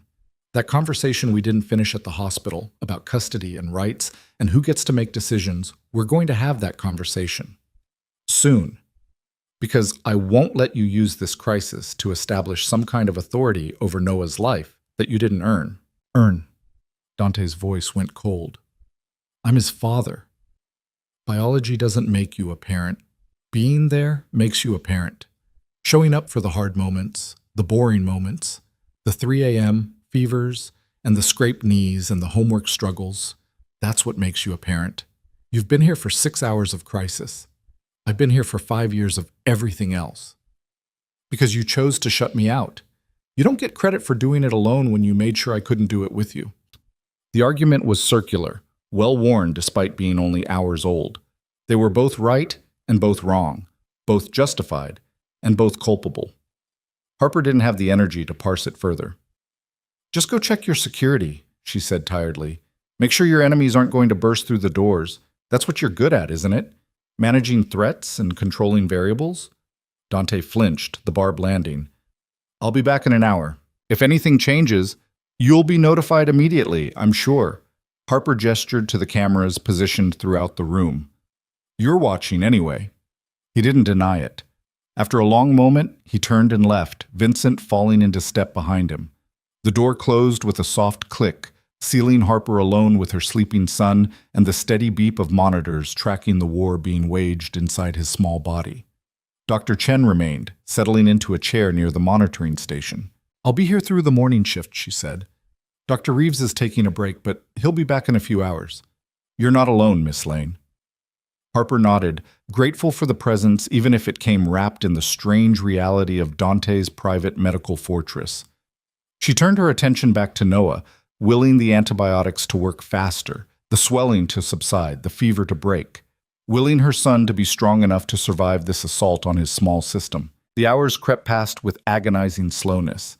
Nurses came and went, checking vitals and adjusting IV drips. Dr. Chen made notes on her tablet, occasionally conferring with unseen colleagues via video chat. Harper sat vigil, holding Noah's hand, whispering stories and promises into the antiseptic air. She told him about the dinosaur exhibit they'd been planning to visit next month, about the treehouse his daycare was building, about all the things they'd do together when he was better, painting futures in words to convince herself those futures would actually arrive. Somewhere around 7 a.m., Noah stirred. His eyelids fluttered and a small sound escaped his lips. Harper leaned forward, hope and fear tangling in her chest. Noah? Baby, can you hear me? His eyes opened slowly, still glazed with fever and medication, but more focused than before. Mama? I'm right here, sweetheart. His gaze moved around the unfamiliar room, confusion creasing his small forehead. Where are we? Somewhere safe. Somewhere the doctors can help you feel better. It still hurts. His hand moved weakly toward his head. Everything hurts. Dr. Chen was already moving, checking his pupils with a penlight, asking him simple questions. Do you know your name? How old are you? Can you tell me what your favorite dinosaur is? Noah answered each question, his voice small but clear. Velociraptor. 5. Noah Valenti. The last answer made Harper's chest tighten, this new reality where her son claimed both their names without understanding what that meant. Good, Dr. Chen said, her professional mask concealing whatever she thought of his responses. You're doing great, Noah. We're going to give you something for the pain, okay? She administered medication, and within minutes, Noah's features relaxed slightly. But his eyes remained open, tracking movement in the room with the wary assessment of a child who'd been through too much in too short a time. Where's the tall man? He asked suddenly. The one with mean eyes? Your father, Harper said carefully, had to check on some things, but he'll be back soon. Does he really like dinosaurs, or was he just saying that? The question was so quintessentially 5-year-old that Harper felt tears prick her eyes. In the middle of illness and danger and upheaval, Noah wanted to know if Dante's interest in velociraptors was genuine. I don't know, she admitted, but I think he wants to like what you like. I think he wants to know you. Noah considered this with the seriousness he brought to important matters. Okay, but he has to learn about the Jurassic period first. You can't really understand velociraptors without knowing about the Jurassic period. I'll make sure he knows that's the requirement. Satisfied, Noah let his eyes drift closed again. But this time, the sleep looked more natural, less like unconsciousness enforced by sedation. His breathing evened out, and the monitors showed subtle improvements. Temperature down a fraction of a degree, heart rate slightly slower, the incremental signs that his body might be winning its battle. Dr. Chen caught Harper's eye, allowing herself a small smile. This is good. He's more alert, more oriented. The antibiotics are working. Hope unfurled in Harper's chest, tentative but real. Maybe they'd caught it in time. Maybe the transport had been worth the risk. Maybe Noah would survive this, and they could figure out what came next without the specter of his death hanging over every decision. The door opened. Dante entered, his attention immediately fixing on Noah's sleeping form, tracking the changes since he'd left an hour ago. He woke up? Briefly. Asked about you, actually. Harper watched Dante's expression shift, something raw and unguarded flickering across his features before his control reasserted itself. He wants to make sure you learn about the Jurassic period before he teaches you about velociraptors. The Jurassic period. Dante moved closer to the bed, his hand hovering over Noah's as if unsure whether he had the right to touch. I'll study, take notes, pass whatever test he administers. It's not a test. He just wants... Harper stopped, searching for the right words. He wants to share the things that matter to him. That's how children love. They give you their dinosaurs and their weird facts and their trust, and they hope you'll care about it as much as they do. Dante's hand finally settled on Noah's, large and careful and achingly gentle. Then I'll care. Whatever he needs to share, whatever matters to him, I'll care. The promise hung in the air between them, weighty with implication. Harper studied Dante's face, seeing past the control to the fear beneath. He was terrified of failing at this, of being rejected by a son he'd just discovered, of proving that Harper had been right to keep them apart. The fever's down slightly, she said, offering information like an olive branch. Dr. Chen thinks he's improving. But we're not out of danger yet. No. The next few hours still matter, but we're moving in the right direction. They stood on opposite sides of Noah's bed, connected by the small body between them and the impossible choices that had brought them to this moment. Outside, dawn had fully broken, sunlight streaming through the window to paint golden patterns across the hospital room that wasn't quite a hospital room. And somewhere beyond these walls, enemies were calculating and security teams were watching, and the world they'd tried to escape was closing in. But for now, Noah was stable. For now, they had time, and that would have to be enough. The improvement lasted exactly 4 hours. Harper had just allowed herself to believe they might actually be winning when Noah's monitors began their urgent chorus. The steady beeping that had become background noise accelerated into alarm, numbers flashing red on screens that Dr. Chen suddenly appeared beside with the speed of someone who'd been watching, waiting, anticipating exactly this moment. Temperature spiking, Doctor, Chen announced, her hands already moving across the monitoring equipment. 104.8 and climbing. Heart rate elevated to 142. He's seizing. Harper watched in horror as Noah's small body went rigid, his limbs jerking in rhythms that looked nothing like her son and everything like a medical emergency spiraling beyond control. The gentle child who'd asked about dinosaurs and Jurassic periods had disappeared into convulsions that made his IV lines strain against their anchors. Get Dr. Reeves. Doctor. Chen snapped to someone Harper couldn't see through the sudden press of medical personnel flooding the room. And prep the OR. We're out of time. Dante's hand closed on Harper's arm, pulling her back as nurses swarmed Noah's bed. She wanted to fight him, to stay close, but his grip was iron and the medical team needed space to work. She caught glimpses between moving bodies, someone administering medication to stop the seizure, another adjusting the IV drip, Doctor. Chen barking orders in the calm urgency of crisis management. What's happening? Harper's voice came out strangled. He was getting better.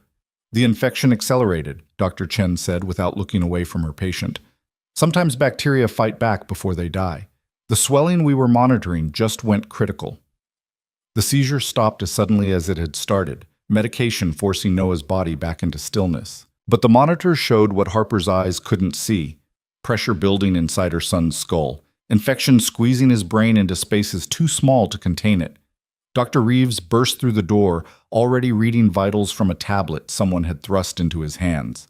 Talk to me. Grand mal's seizure, duration 90 seconds, temperature 105.1 despite aggressive cooling measures. Latest CT shows significant progression of cerebral edema. IC-P is approaching critical threshold. Doctor. Chen's clinical recitation painted a picture of Noah's small body losing its battle. We need to decompress, now. Dr. Reeves turned to Harper, his expression grave. Miss Lane, Noah's brain is swelling faster than medication can control it. If we don't relieve the pressure surgically, he'll have permanent brain damage or worse. We need your consent to operate. The words hit like physical blows. Surgery. Brain surgery. On her 5-year-old son, whose biggest worry yesterday had been whether his plastic velociraptor could sleep in his bed. What kind of surgery? Dante's voice cut through Harper's paralysis, demanding specifics even as the world tilted beneath them. External ventricular drain, Dr. Reeves said. We'll drill a small hole in his skull and place a catheter to drain cerebrospinal fluid, relieving the pressure. It's a standard procedure for cases like this, but it comes with risks: infection, bleeding, damage to brain tissue if placement isn't perfect. And if we don't do it, Harper heard herself ask, though she already knew the answer, the pressure will continue building. Best case, he survives with severe neurological deficits. Worst case, Dr. Reeves stopped, the unspoken conclusion hanging heavy in the antiseptic air. Harper looked at Noah, unconscious now from the post-seizure medication, his face still flushed with fever that refused to break. She thought about the conversation they'd had just hours ago, about choices and consequences, and impossible decisions made in the space between one heartbeat and the next. Do it, she said. Whatever he needs, just save him. Dr. Reeves nodded and turned to his team. Or3 is prepped. Let's move. They were already mobilizing, unhooking monitors to transfer to portable units, checking IV lines, transforming Noah's bed into a mobile unit. Harper tried to follow, but Dr. Chen intercepted her gently.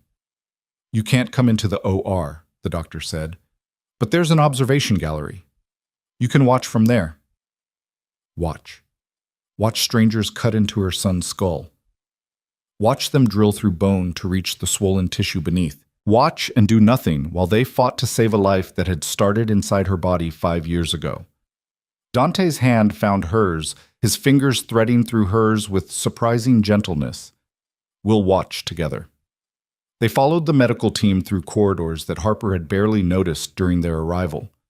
The facility revealed itself in fragments: another ICU wing, a recovery area, administrative offices sealed behind reinforced doors, and at the end of a hallway lined with what looked like expensive art, a surgical suite that could have belonged to any major hospital, if not for the armed guards positioned at strategic intervals. The observation gallery overlooked Operating Room 3 through floor-to-ceiling windows designed for teaching and oversight. Harper and Dante entered to find Vincent already there, his phone pressed to his ear, having what sounded like an intense conversation in rapid Italian. He ended the call as they approached. Perimeter is secure, Vincent reported to Dante, then seemed to catch himself, glancing at Harper. Ms. Lane, I'm sorry. This isn't the time for business. Everything is business with him, Harper said, but the words lacked heat. She was too focused on the scene unfolding below, where medical staff were positioning Noah on the operating table with careful precision.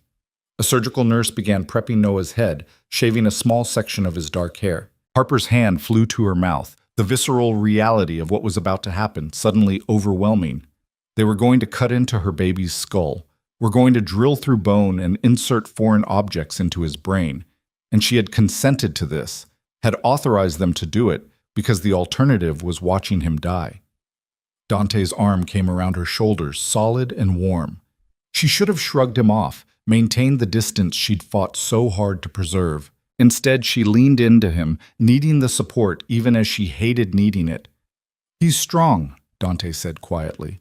He survived 5 years with you, growing up safe and loved. He'll survive this too.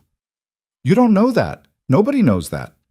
No, but I choose to believe it anyway, because the alternative, his voice roughened, I can't consider the alternative. Not for a son I just met.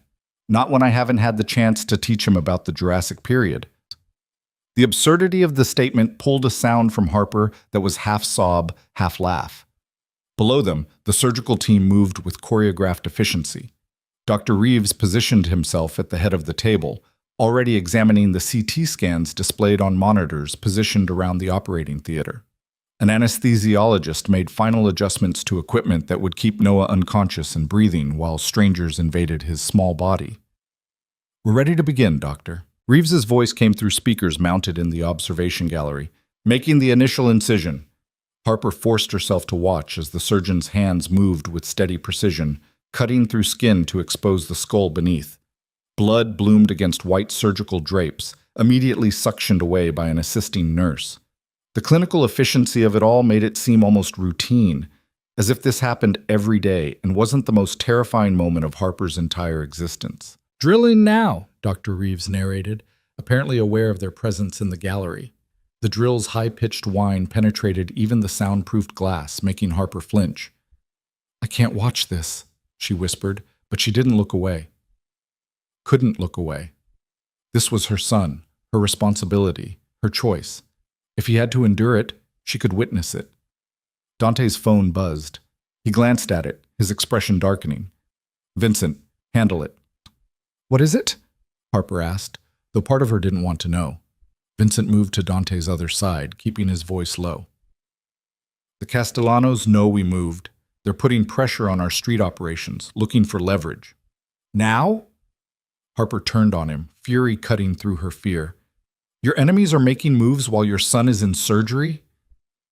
"They don't care about timing," Dante said flatly. "They care about advantage. Vincent, tell our people to hold position. No escalation. We give them nothing to work with." "They're not going to like that." "I don't care what they like. Tell them to stand down or answer to me directly." Vincent nodded and moved away, phone already at his ear.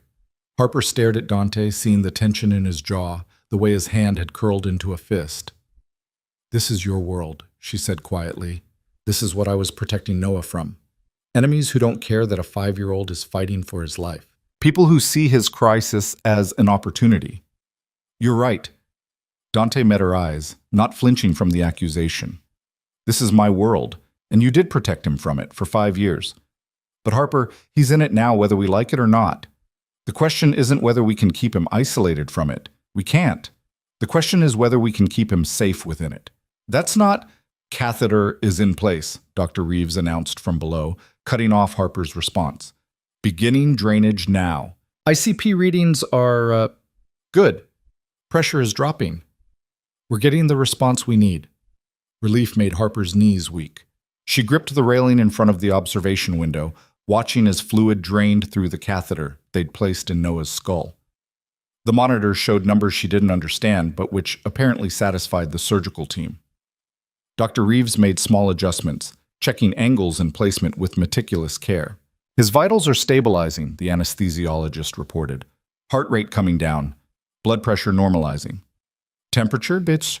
Dr. Reeves asked. "Still elevated at 104.3, but it's dropped 2 degrees since we relieved the pressure." Harper watched her son's small form on the operating table, his head partially shaved and crowned with medical equipment that looked obscene against his innocent face. This was supposed to be a child worried about dinosaurs and bedtime stories, not a patient requiring emergency neurosurgery because his father's name came with enemies.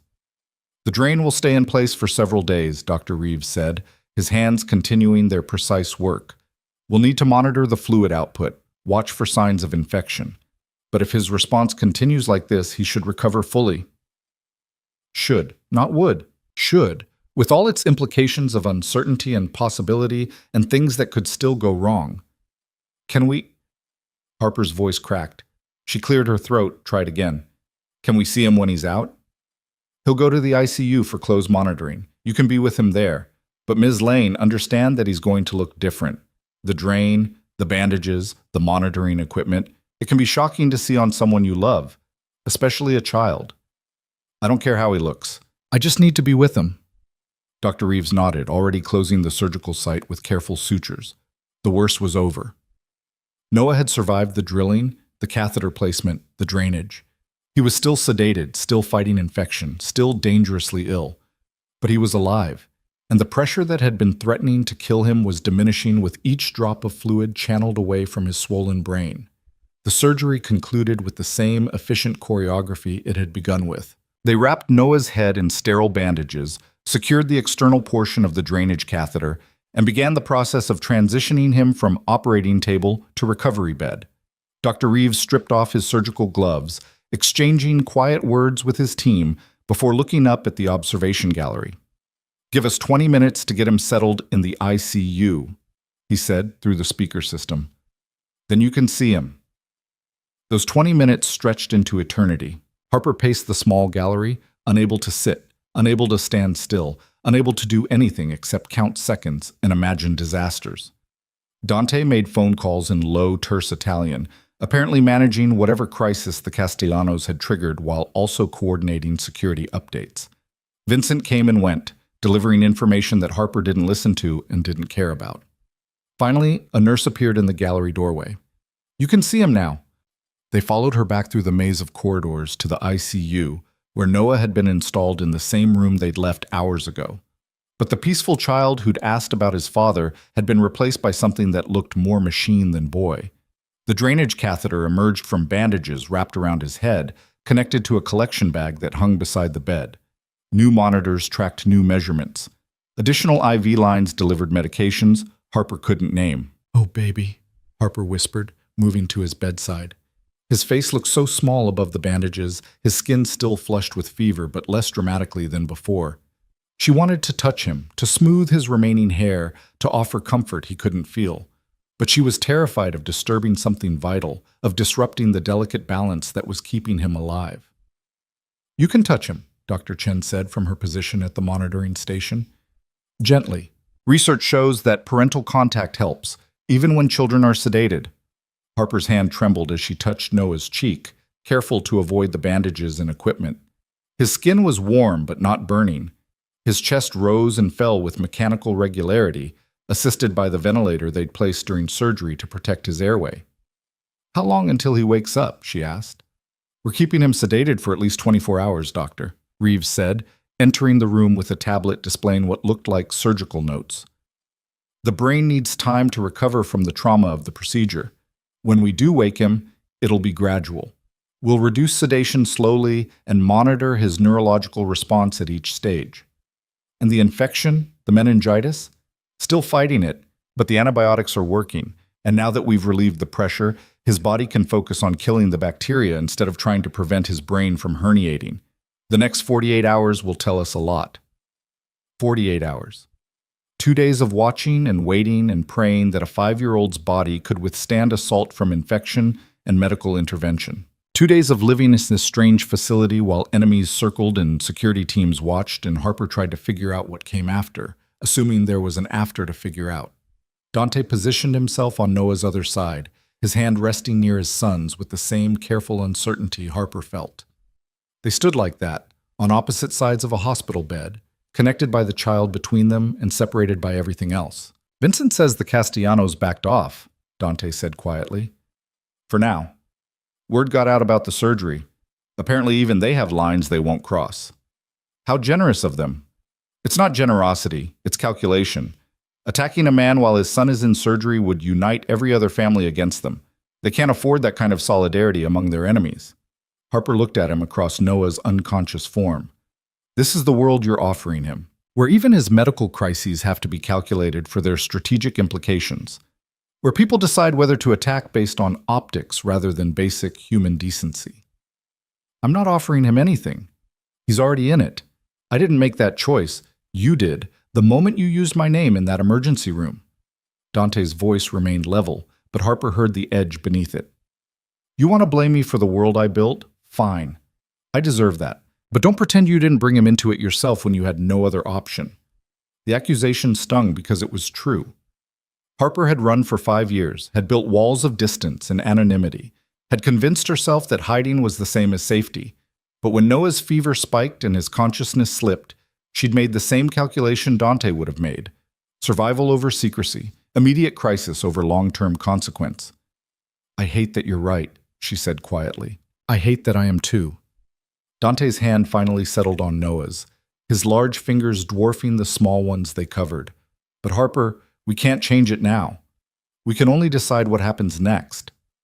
What happens next is he gets better. That's the only thing that matters."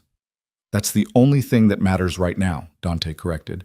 "But when he's stable, when the immediate crisis passes, we're going to have to talk about the future. About custody and safety and how we raise a child in a world that wants to use him against me. We raise him far away from you. That's how." "Is it?" Dante's eyes lifted to hers, dark and unreadable. Because that worked so well for the last 5 years? He still ended up in an ICU. He still ended up vulnerable. The only difference is that now I'm here to help protect him instead of being kept in the dark about his existence. Harper wanted to argue, but exhaustion was catching up with her. She'd been running on adrenaline and fear for almost 24 hours, and the crash was approaching fast. Her legs felt unsteady. Her vision kept trying to blur at the edges. "You need to rest," Dante said, apparently reading her deterioration. "There's a room down the hall. Actual bed, private bathroom. Vincent can show you." "I'm not leaving Noah." "You're not leaving the facility. You're going to sleep for a few hours so that when he wakes up, you're capable of being the parent he needs." "Don't tell me what Noah needs. I've been his parent for 5 years without your input." "And you've done an excellent job." Dante's voice softened fractionally. "But you're exhausted, and exhausted parents make mistakes. Sleep. I'll stay with him. If anything changes, I'll wake you immediately." Harper looked at Noah, then at Dante, then at the monitors painting their steady reassurance across glowing screens. The logical part of her brain knew Dante was right. She was running on fumes, and eventually those fumes would run out. Better to rest now, while Noah was stable and sedated, than to collapse later when he might actually need her alert and functional. 2 hours, she said, and you wake me if anything changes, anything. I promise. Vincent materialized to guide her to the room Dante had mentioned, which turned out to be more suite than hospital room. Private bedroom, full bathroom, even a small sitting area with a couch and television. It looked like accommodations for visiting executives rather than worried parents, but Harper was too tired to question the luxury. She collapsed onto the bed fully clothed, intending to rest for just a few minutes before returning to Noah's side. But exhaustion pulled her under like a riptide, dragging her into sleep too deep for dreams or nightmares or the fears that had been her constant companion since 2:07 that morning. She woke to Vincent's hand on her shoulder, gentle but insistent. "Ms. Lane, you need to come now." Harper's heart stopped. She was on her feet before fully conscious, terror flooding her system. "What happened? He's awake," Vincent said quickly. "Dr. Reeves started reducing sedation an hour ago. Noah's waking up and he's asking for you." Relief and new fear tangled in Harper's chest. Awake meant alive, meant his brain had survived the surgery. But awake also meant conscious of the drainage catheter in his skull, aware of the pain and confusion and terror of waking in a strange place surrounded by machines. She ran. Through corridors she barely remembered, past security personnel who stepped aside at her approach, following Vincent's steady lead back to the ICU and the room where her son was fighting his way back to consciousness. Dante stood at Noah's bedside, his hand wrapped around their son's, speaking in a low voice that Harper couldn't quite hear. Noah's eyes were open, clouded with medication and confusion, but open, focused on Dante's face with the intensity of someone trying to make sense of a world that had stopped making sense. "Mama!" Noah's voice cracked when he saw her, reaching for her with the hand not connected to Dante. Harper rushed to him, careful of the equipment, wrapping her arms around him as much as the medical setup allowed. "I'm here, baby. I'm right here." "My head hurts," Noah whimpered. "What happened to my head?" "You were very sick, sweetheart. The doctors had to do surgery to make you better." Noah's hand moved toward the bandages, but Dante intercepted it gently. "Don't touch, Noah. It needs to stay covered while you heal." "But it hurts." "I know." Harper smoothed the hair that remained, keeping her touch feather-light. "We can give you medicine for the pain. Do you want that?" Noah nodded, then winced at the movement. "Doctor." Reeves appeared beside the bed, smiling down at his young patient with genuine warmth. "Hey there, Noah. I'm Dr. Reeves. How are you feeling?" "My head hurts and I'm tired and I want to go home." Noah's lower lip trembled, tears gathering in his eyes. "Can we go home now?" "Not yet," Dr. Reeves said gently. "You're still getting better, but we can make you more comfortable. Let's start with something for the pain." He administered medication through the IV, and Harper watched Noah's small face gradually relax as pharmaceutical relief took hold. Dr. Reeves conducted a quick neurological exam, checking pupil response, asking simple questions, testing motor function in ways that looked like games but were clearly medical assessment. He's doing remarkably well, Dr. Reeves announced after several minutes. All responses are appropriate. No signs of neurological deficit from the surgery. This is exactly what we want to see. When can the drain come out? Harper asked. Depends on his progress. If the swelling continues to decrease and his intracranial pressure normalizes, possibly in 3 to 4 days. But we're not rushing it. Better to leave it in longer than necessary than to remove it too soon and have the pressure build again. Noah absorbed this conversation with the wide-eyed attention of a child trying to understand adult words that affected him. Is the drain the thing on my head? Yes, Dr. Reeves said. It's helping to drain fluid that was building up and causing pressure, like letting air out of a balloon that got too full. Does it have to stay? For a little while longer, but I promise, when we take it out, you'll feel much better. Noah seemed to accept this, his attention drifting to Dante. You're still here. I'm still here, Dante confirmed. I told you I wanted to learn about the Jurassic period. Can't do that if I leave. A small smile touched Noah's lips despite the pain and confusion. The Jurassic period was 201 to 145 million years ago. That's when the biggest dinosaurs lived. Bigger than velociraptors? Way bigger. Brachiosaurus was like as big as a building. Harper watched them, seeing Dante engage with Noah's dinosaur facts with an intensity that went beyond polite interest. He was memorizing every word, cataloging every detail, treating their son's rambling explanations like vital intelligence. And Noah, despite everything, was warming to him, the wariness from their first meeting giving way to cautious acceptance. I'm hungry, Noah announced suddenly. Can I have pancakes? Dr. Chen laughed from her monitoring station. Not quite yet, but we can try some clear liquids, maybe some juice? Noah made a face but accepted the compromise. A nurse brought apple juice in a cup with a bendy straw, helping him take small sips while Harper supported his head to minimize movement. He managed half the cup before exhaustion caught up with him again. Tired, he mumbled, his eyelids already drooping. Then sleep, Harper said softly. We'll be here when you wake up. Both of you? Harper looked at Dante across their son's bed, seeing the question in his eyes. The same one Noah had asked, but with different implications. Both of them. Together. A family unit instead of warring factions. Both of us, she confirmed, making a promise she wasn't sure she could keep, but which Noah needed to hear. Satisfied, Noah let sleep reclaim him. This time, though, it looked peaceful rather than medically induced. His body relaxed naturally, his breathing even and unassisted. The monitors showed steady improvement, temperature down to 101.8, heart rate normal for a sleeping child, intracranial pressure holding at safe levels. Doctor, Reeves made notes on his tablet, satisfaction evident in his expression. This is very good progress. If he continues like this, we'll be out of the woods much faster than I initially thought. What does that mean for his recovery timeline? Dante asked. Hard to say definitively, but if the infection continues responding to antibiotics and the swelling keeps decreasing, we might be looking at discharge in 7 to 10 days instead of several weeks. 7 to 10 days. Harper tried to imagine that future. Noah well enough to leave this facility, to return to something resembling normal life. But normal had changed fundamentally. There was no going back to their anonymous existence, no pretending that Dante Valenti didn't have a son who enemies would always see as leverage. We need to talk, she said to Dante once the medical team had cleared the room, leaving them alone with their sleeping son. About what happens when he's discharged.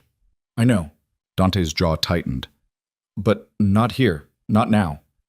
Then when? When he's better and you're already making unilateral decisions about where he lives and what school he attends, and how many armed guards shadow him to the playground. Is that what you think I'll do? Isn't it? You've spent your entire adult life controlling situations, managing variables, making sure every angle is covered. Why would Noah be different? Dante was quiet for a long moment, his eyes on their son's bandaged head. Because he's not a situation or a variable, he said finally. He's a person, my person, and I've already missed 5 years of his life because I was exactly the kind of man you're describing. So maybe I can learn to be different. The words hung between them, weighted with hope and history. Harper wanted to believe him, wanted to trust that Dante could choose differently than he had before. But trust required evidence. and the only evidence she had was years of control and violence and choices that had driven her away in the first place. Still, looking at him now, at the gentleness in his hands as he touched Noah's fingers, at the vulnerability in his eyes when he thought no one was watching, she wondered if maybe people could change. If maybe the man who'd terrorized his enemies could also be the father who learned about the Jurassic period because it mattered to his son. "We'll talk," she said finally, "when he's better, when we can think clearly instead of just reacting to crisis." Agreed. They settled into an uneasy truce, both of them watching Noah sleep, both of them aware that the hardest conversations were still ahead.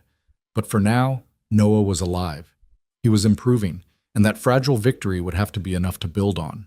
The conversation Harper had been dreading came 3 days later, not in Noah's hospital room, but in a conference space on the facility's 5th floor that looked more like a corporate boardroom than anything medical. Floor-to-ceiling windows overlooked the harbor where morning sun turned the water to hammered gold. A table of polished dark wood dominated the center, surrounded by leather chairs that probably cost more than Harper's monthly rent. Dante stood at the windows when she entered, his shoulders tense beneath the expensive suit he'd changed into, sometime during the 72 hours they'd spent watching Noah's gradual improvement. He turned as the door closed behind her, and Harper saw the exhaustion in his face that matched her own, the toll of sustained crisis wearing through even his formidable control. "Thank you for coming," he said, gesturing to the chairs. "I know you don't want to leave Noah, but Dr. Reeves said he'll sleep for at least another hour, and we need to have this conversation before..." "Before what?" Harper remained standing, her arms crossed. "Before you start making decisions for us? Before the Castellanos make another move." Dante's voice went flat. "Vincent's intelligence suggests they're regrouping. The sympathy we got from Noah's surgery is fading. They're looking for new angles, new pressure points. We have maybe a week before things escalate again." Harper moved to the windows, looking out at the city she'd thought could hide them. "So what do you want? Full custody? Supervised visitation for me? Complete control over every aspect of Noah's life? I want a real conversation where we both acknowledge reality instead of fighting over fantasies." Dante joined her at the window, maintaining careful distance. "You can't go back to your old life, Harper. The moment you used my name, that option disappeared. Even if you took Noah and ran again, they'd find you. The Castellanos, the Morettis, the Russos, every family in this city now knows Dante Valenti has a 5-year-old son. That information doesn't get forgotten. So I'm just supposed to accept that Noah grows up surrounded by bodyguards and security protocols? That he can't have a normal childhood because his father built an empire on other people's fear? No." The single word cut through her rising anger.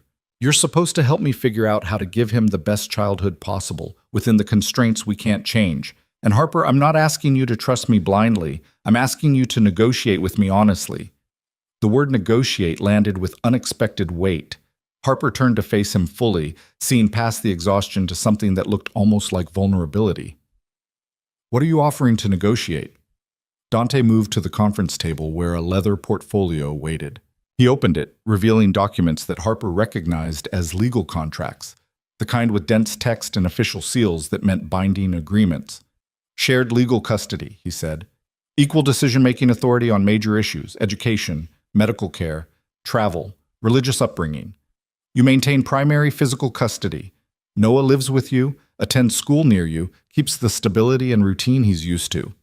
Harper's breath caught. She'd expected a fight, expected demands that she move into some compound where Dante could monitor every moment. "What's the catch?" "Security." Dante's finger traced a section of the contract. "Professional protection for both of you.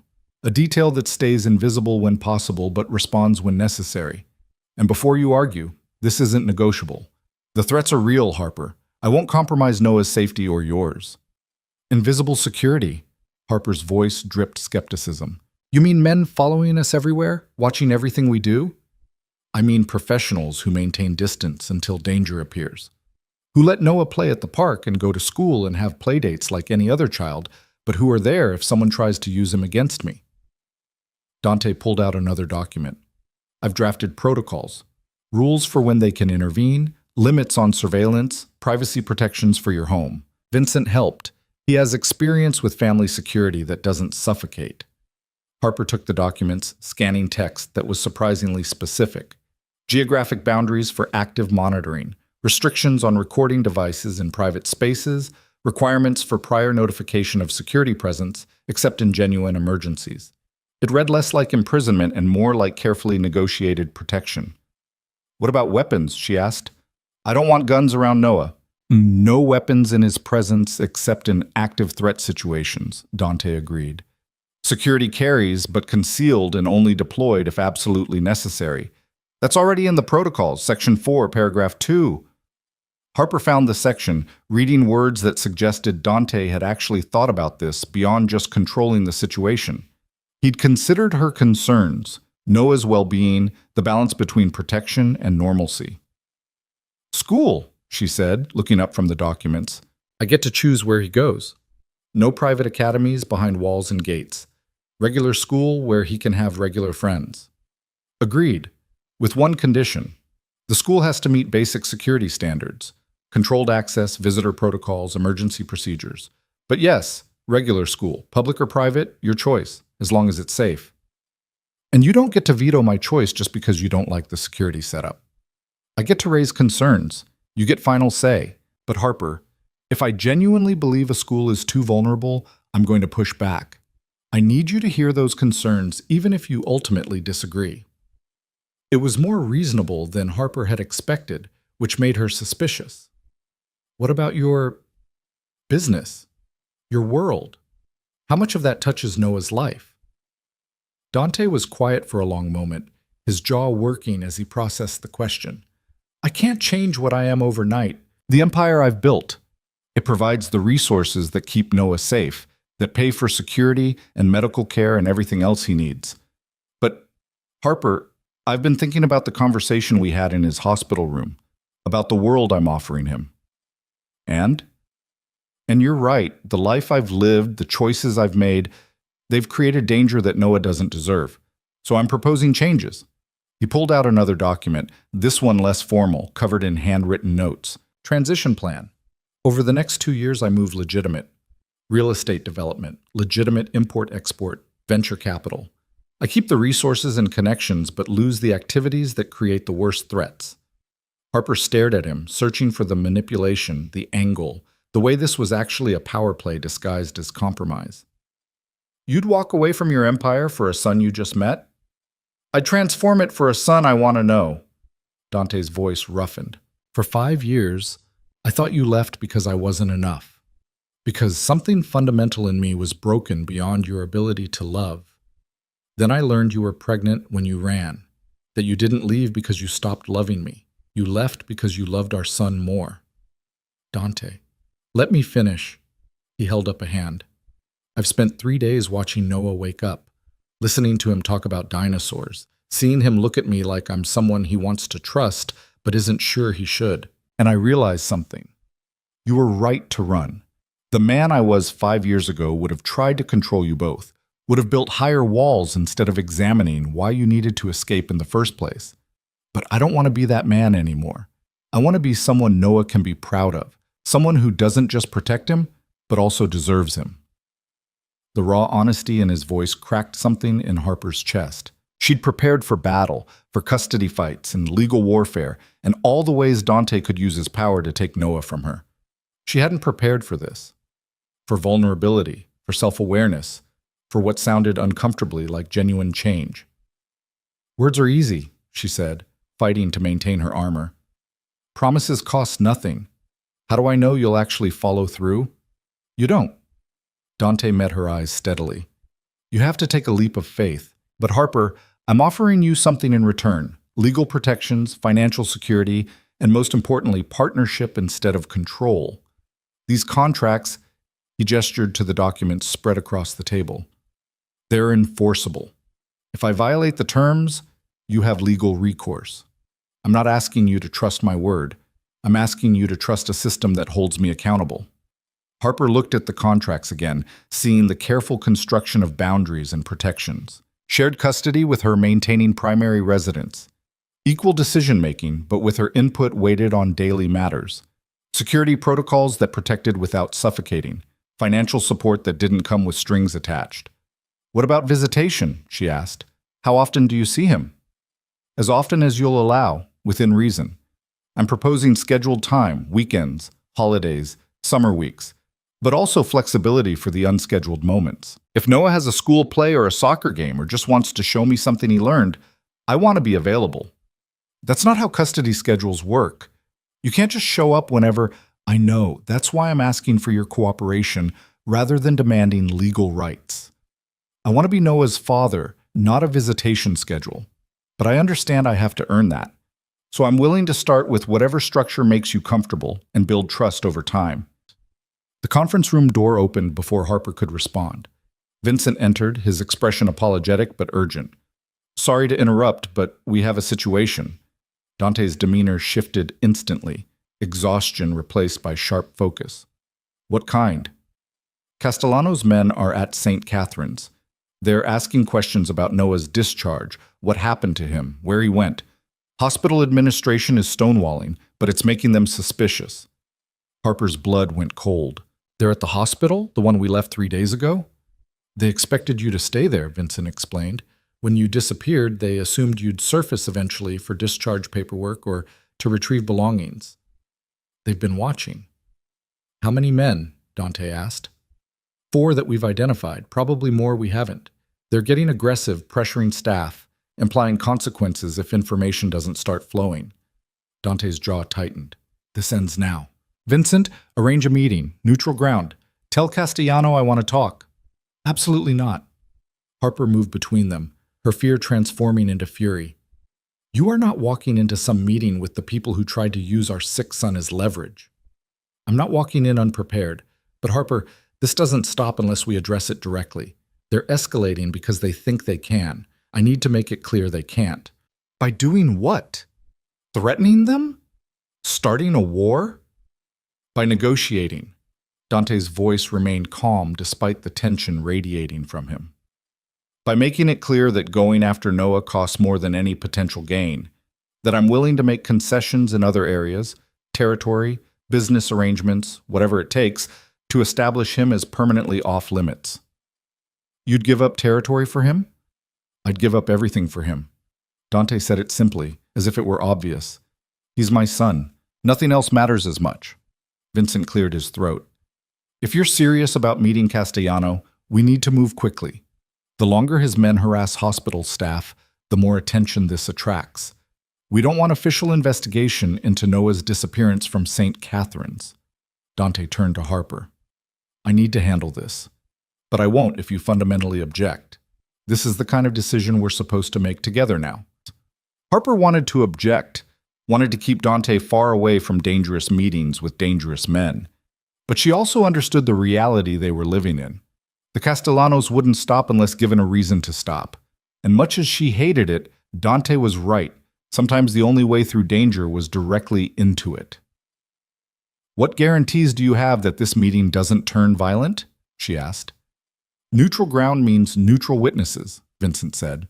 We meet somewhere public enough that nobody tries anything stupid. A restaurant, a hotel lobby, somewhere with cameras and civilians that make violence costly for everyone. And if it goes wrong anyway? Then I have contingencies. Dante's voice went cold. But it won't go wrong. Castellano is a businessman, not a hothead. He'll listen to reason if the terms are right. Harper studied his face, seeing the certainty there. This was Dante in his element, negotiating, managing threats, controlling situations through force of will and strategic thinking. Part of her hated that this was necessary. But another part, the part that had fallen in love with his intensity 6 years ago, recognized the competence beneath the danger. Fine, she said, but I have conditions. You wear a wire so Vincent can monitor. You meet in a place with multiple exits. And you take enough security that you're not vulnerable if things go bad. Agreed. And Dante, Harper moved closer, lowering her voice. You come back. Noah is just starting to trust you. If you get yourself killed playing Mafia politics, you'll prove me right about everything I was running from. Something flickered in his eyes. Surprise, maybe? Or recognition that her concern went beyond just Noah's well-being. I'll come back. I promise. Vincent was already on his phone, arranging the meeting with the efficiency of someone who'd coordinated this kind of thing before.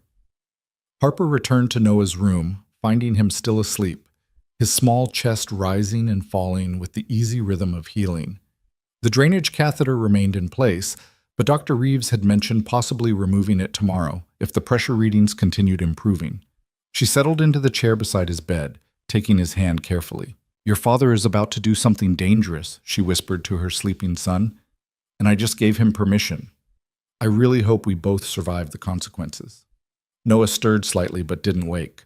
Harper watched him sleep, thinking about the contracts on the conference room table, about the negotiations ahead, about the impossible choice between the safety of distance and the risk of partnership. 2 hours later, Vincent appeared in the doorway. "It's done," Castellano agreed to meet. 6 o'clock at the Meridian, neutral ground, public hotel, security from both sides. Dante's getting ready now. What exactly is he planning to negotiate? Territory concessions in the warehouse district, exclusive contracts on 3 shipping routes, and a formal declaration that Noah Valenti is off limits to all families, enforced by mutual agreement. Can Castellano actually enforce that, even if he agrees? If the other families see profit in the arrangement, yes. Dante's offering enough that it's worth their while to respect the boundary. It's not altruism, it's business. Harper nodded slowly, processing the mercenary logic. And if Castellano refuses? Vincent's expression went carefully blank. Then Dante has other options, less pleasant ones. I don't want to know, do I? Probably not. They sat in silence, waiting for 6 o'clock.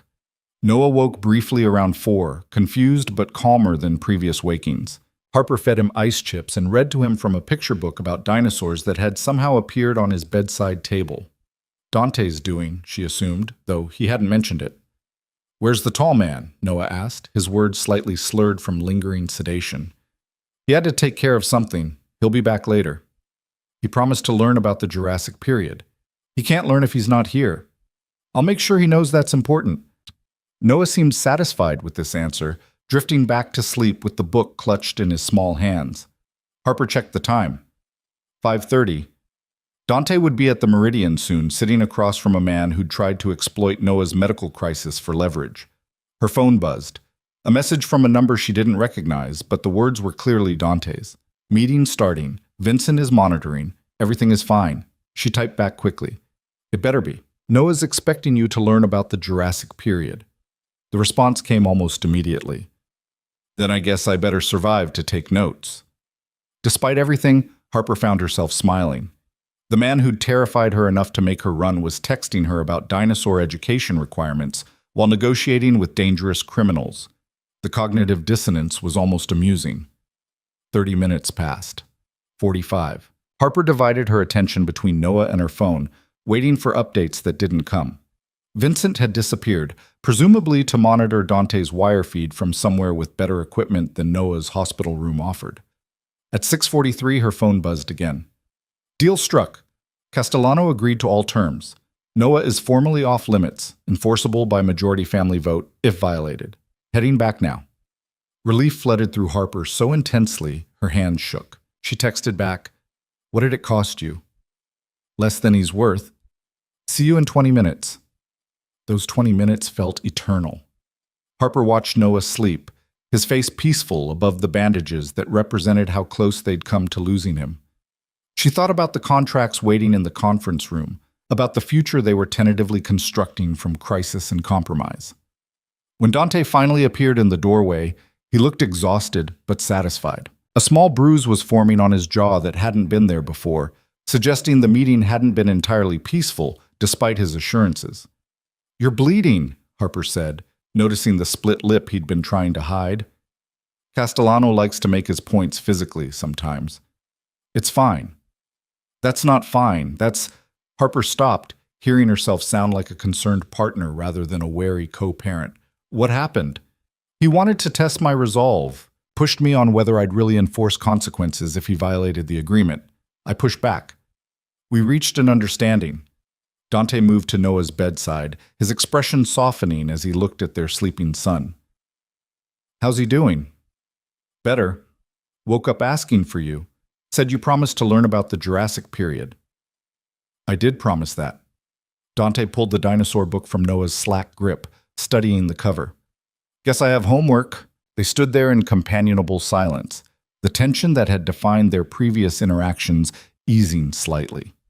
Harper studied Dante's profile, seeing past the split lip and bruised jaw to the man who'd just negotiated protection for a son he barely knew. The contracts, she said finally. I want to look them over with a lawyer before I sign anything.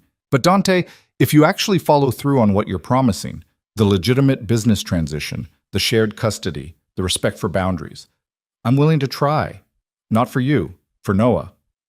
I understand. And Harper, I know I have to earn your trust. I know words mean nothing without action. But I want you to know that everything I promised, I meant. Noah deserves better than the man I was. I'm going to work very hard to become the man he needs. We'll see. Harper collected her jacket from the chair. I'm going to get coffee. You can stay with him until I get back. But Dante, if you're serious about learning the Jurassic period, you should know that he tests. He'll ask questions. You can't just skim. A faint smile touched Dante's injured mouth. Noted. I'll study. Harper left them there, father and son, connected by biology and crisis, and the tentative beginning of something that might eventually resemble a relationship. The hallway was quiet. Most of the facility's minimal patient population settled for the evening. She made her way to the small kitchen on the floor, where coffee that was actually good waited instead of the institutional swill most hospitals served. Vincent found her there, pouring her second cup. He told you about the meeting? Some.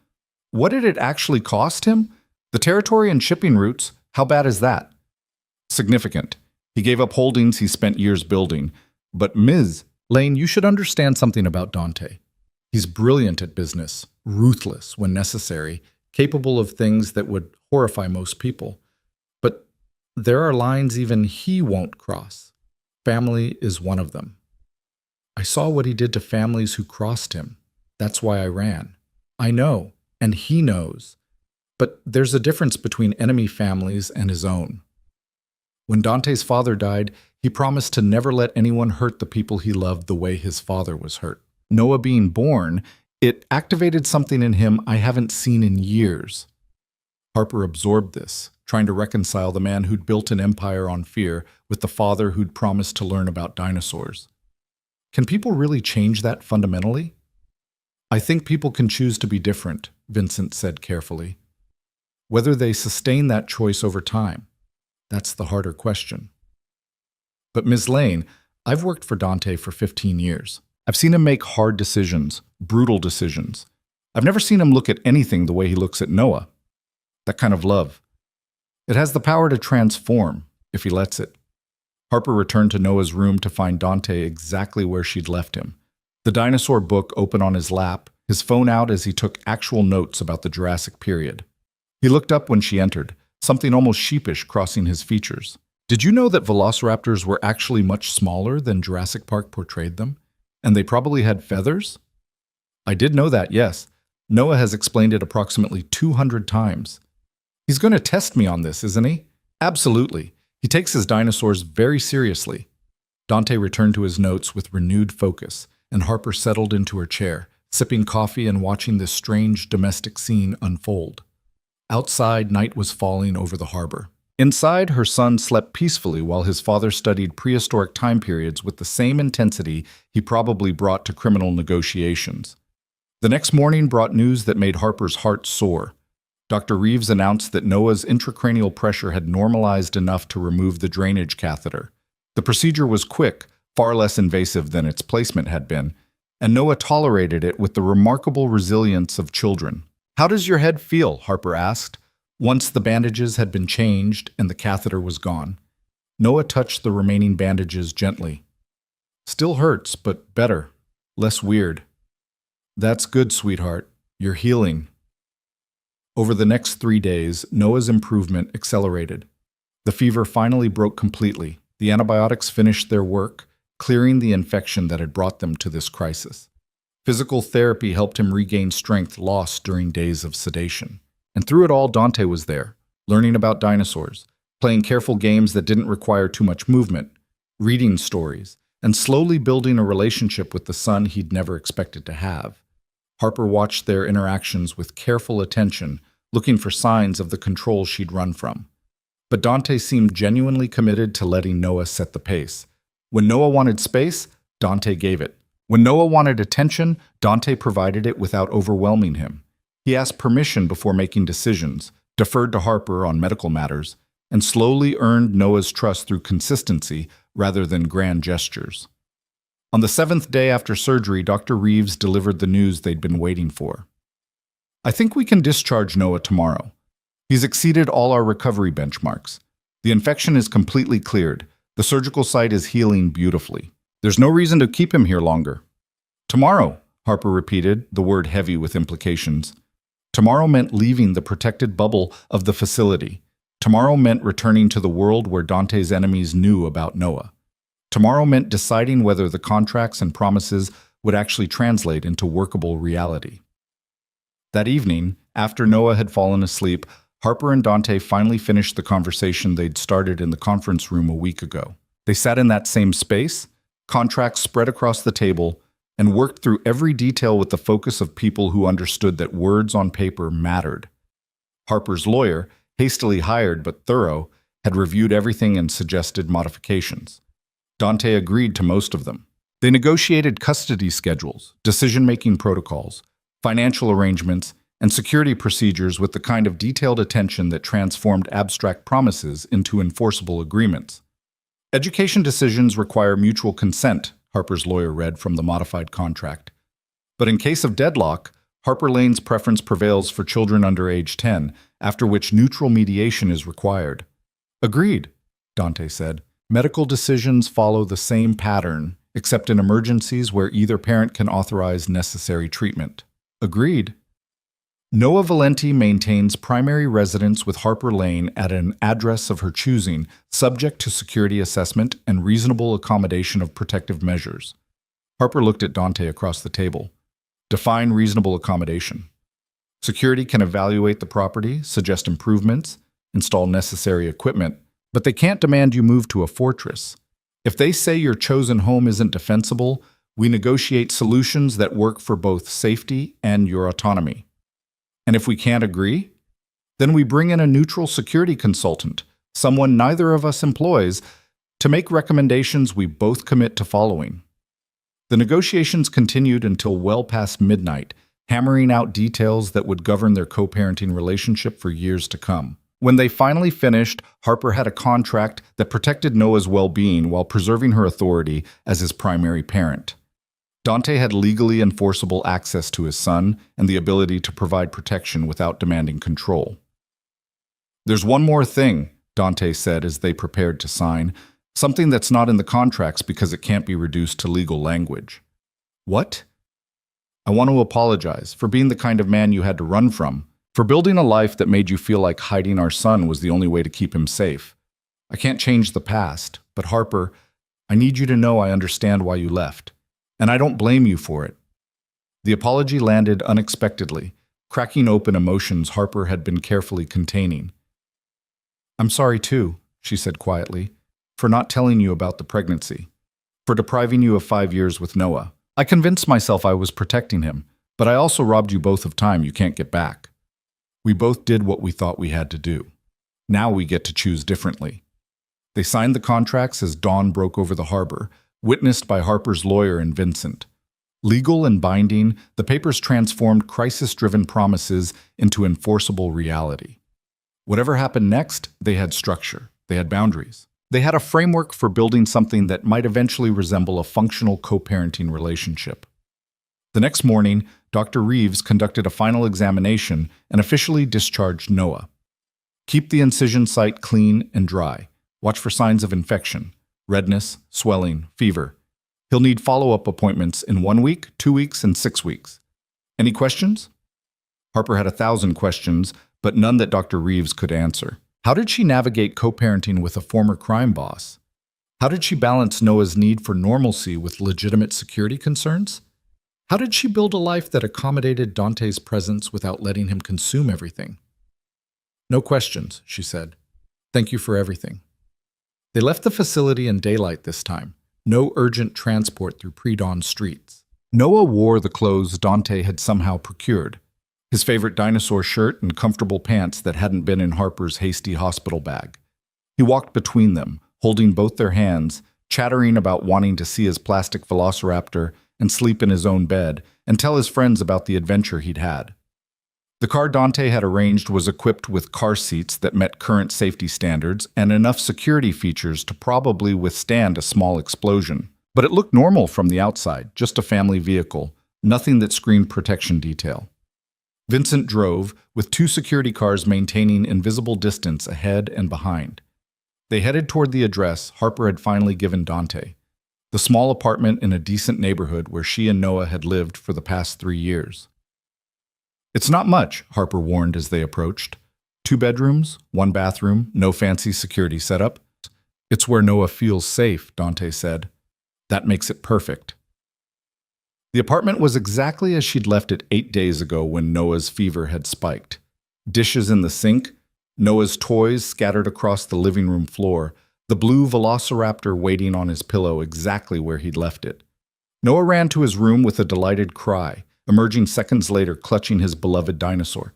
"He's here! I told you he'd wait for me!" I never doubted it, Harper said, smiling despite her exhaustion. Dante stood in the middle of her modest living room, looking profoundly out of place in his expensive suit. Harper saw him taking in the second-hand furniture, the cheerful clutter, the life she'd built without him. For a moment she worried he'd find it lacking, would judge her for the modest circumstances she'd chosen to maintain their invisibility. Instead, he said quietly, "You built a good home for him. Thank you for that." The genuine gratitude in his voice made Harper's throat tight. "I did what I could." "You did more than that. You kept him safe and happy and loved. That's everything." A knock on the door interrupted them. Harper tensed, but Dante gestured for her to relax. "Security team, they need to do an assessment, install basic monitoring equipment. It won't take long." Harper nodded, watching as 3 professionals entered and began efficiently surveying her apartment.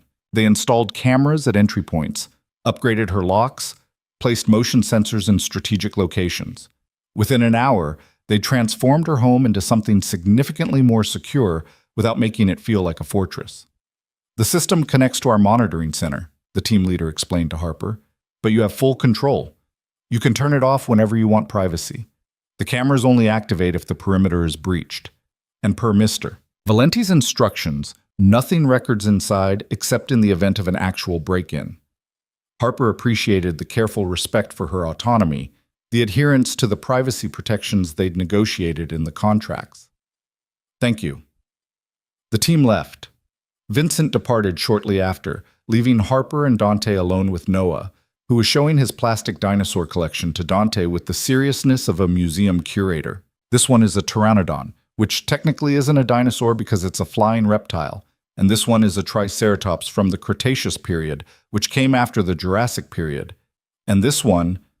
Dante listened with focused attention, asking questions that demonstrated he'd actually studied the material from the dinosaur book. Noah's face lit up with each answer, his trust in his father growing visibly. Harper watched them together and felt something shift in her chest. This wasn't the reunion she'd feared, Dante swooping in to claim what he'd missed, disrupting the life she'd built, overwhelming Noah with intensity. This was gentler, more careful, built on respect for boundaries and recognition that trust had to be earned. "I should go," Dante said eventually, checking his watch. "Let you both settle in properly. But Noah, I was wondering, would it be okay if I came back on Saturday? Maybe we could go to that dinosaur exhibit at the museum your mom mentioned." Noah looked to Harper for permission, and she nodded. "If you want to, sweetheart. Can we see the T-Rex skeleton? It's really big." "Then we'll definitely see the T-Rex skeleton," Dante promised. "I'll pick you up at 10? They worked out the details.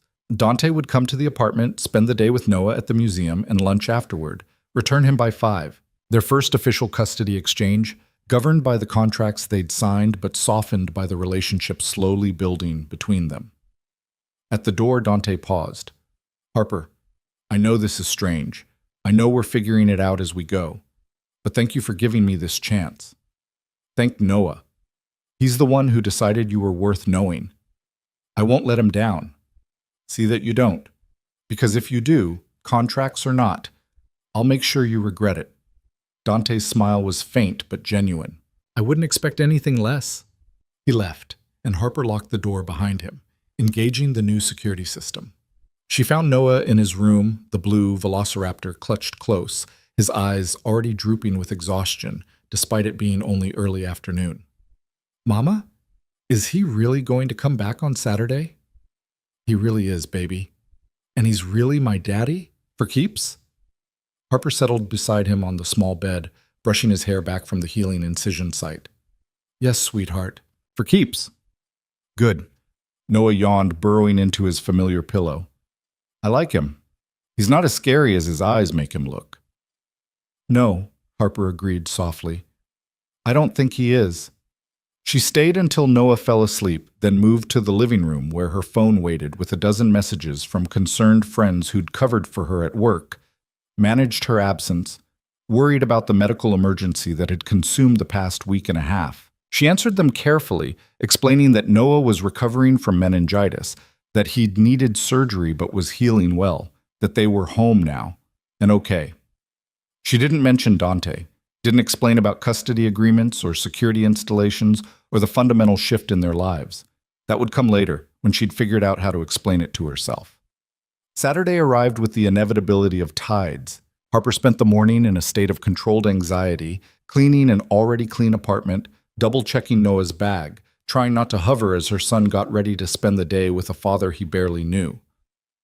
Dante arrived exactly at 10, dressed more casually than Harper had ever seen him, jeans and a dark sweater that somehow still managed to look expensive. He greeted Noah with easy warmth, discussing their museum plans with genuine enthusiasm. Remember, he needs to eat lunch by noon or he gets cranky, Harper said, handing over the bag she'd packed. He's still on antibiotics, 1 dose at lunch, which I've included, and if he seems tired or his head hurts, I'll bring him home immediately, Dante finished. Harper, I've got this.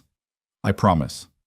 She watched them leave together, Noah's small hand in Dante's large one, chattering about the exhibits he wanted to see. The security detail was there but invisible, maintaining the distance they'd agreed on. To any observer, it looked like a normal father and son heading out for a normal day. Harper spent the afternoon trying to focus on work, on the transcription project she'd neglected during Noah's crisis. But her attention kept drifting to her phone, waiting for updates that didn't come because no news meant everything was fine. At 4:30, her phone rang. Hey, Dante's voice came through, warm and slightly breathless. We're on our way back, but we made a stop. Is it okay if we're 15 minutes late? What kind of stop? The museum gift shop.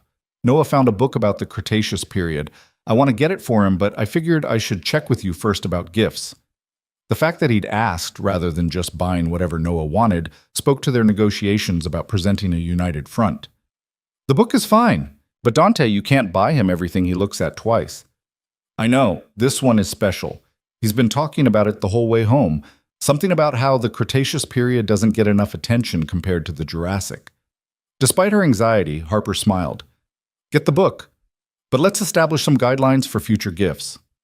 Agreed. See you soon. They arrived 20 minutes later, Noah bursting through the door with excitement, clutching his new book and a small plastic stegosaurus that Dante had also apparently approved. Mama, we saw the T-Rex and it was huge, and Dante said it lived in the Cretaceous period, which is when the asteroids came and killed all the dinosaurs, and we had lunch and I took my medicine and look at my new book. The words tumbled out in a rush. Noah's happiness so pure and uncomplicated that Harper felt tears prick her eyes. This was what she'd wanted for him, joy, normalcy, the simple pleasure of a day with his father. No crisis, no danger, just a 5-year-old sharing his passions with someone who actually cared. Sounds like you had a great time, she said, catching Dante's eye over Noah's head. We did, Dante confirmed. He's an excellent museum guide, very educational. They exchanged Noah like they'd practiced, Dante updating Harper on how he'd felt throughout the day, Harper confirming the evening routine, both of them navigating the handoff with careful respect for each other's roles. It felt almost normal, like they'd been doing this for years instead of days. After Dante left, Noah talked nonstop through dinner, bath, and bedtime stories about everything he'd seen and learned. He fell asleep clutching both his blue velociraptor and the new Stegosaurus, the Cretaceous period book on his nightstand for tomorrow's reading. Harper stood in his doorway, watching him sleep, and allowed herself to acknowledge the truth she'd been avoiding. This might actually work. The co-parenting, the shared custody, the carefully negotiated boundaries, all of it might actually create something sustainable for Noah. The weeks that followed established patterns that slowly felt less strange. Dante's scheduled visits became routine. The security detail maintained their invisible presence. Noah's follow-up appointments showed continued healing, and Harper began to relax, to trust that the structure they'd built would hold. 3 months after Noah's discharge, Dr. Reeves delivered the final good news. Complete recovery, no neurological deficits, no lasting effects from the infection or the surgery. He's a healthy, normal 5-year-old who happens to have a really interesting scar story. So we're done? No more appointments? One more in 6 months, just to confirm everything stays stable. But yes, Harper, you're done. He beat it. Harper cried in the parking lot, letting out 3 months of held tension. Noah, buckled safely in his car seat, asked why she was sad. I'm not sad, baby. I'm relieved. You're completely better. I know. Can we get ice cream to celebrate? She took him for ice cream, then called Dante to share the news. He arrived at the ice cream shop 20 minutes later, scooping Noah into a careful hug that the boy returned enthusiastically. Completely recovered, Harper confirmed. Dr. Reeves says he's perfect. Of course he is. Dante's hand found Noah's head, touching the spot where the incision had healed to an almost invisible line beneath his hair. He's strong, like his mother. The compliment was unexpected, genuine. Harper felt something shift between them, not romance, not yet, but the foundation for something that might eventually become partnership. They were learning to trust each other, to communicate, to make decisions together for Noah's benefit. 6 months after the crisis that had brought them all together, Harper and Dante met for coffee while Noah was at school. They'd been doing this monthly, checking in, discussing Noah's progress, adjusting custody arrangements as needed. But this time Dante brought something extra. I wanted to show you this. He pulled out documents marked with official seals. The last of my illegitimate operations just transferred to legitimate ownership. Real estate development, all legal, all clean. I'm out, Harper. Completely out of the life you were running from. Harper studied the papers, seeing proof that Dante had actually followed through on his promise. This must have cost you. Less than I gained. Noah trusts me now. That's worth more than any empire. And your enemies? The Castellanos and the others? Still out there, but less interested now that I'm not a competitor. The agreement about Noah has held. Nobody's tested it, and I don't think they will. There's no profit in antagonizing a man who stepped back from the game. Harper absorbed this, seeing the future taking shape. Not the future she'd imagined when she ran 5 years ago, but perhaps a better one, built on honesty and boundaries, and the kind of change that only crisis could catalyze. Noah's been asking questions, she said carefully, about why we don't all live together like other families. I've been telling him that we have a different arrangement, but he's starting to wonder if that's just a nice way of saying we don't like each other. Dante was quiet for a moment. What do you want to tell him? I want to tell him the truth, that his parents are learning to be friends, that we're building something new that works for our family, even if it looks different from other families.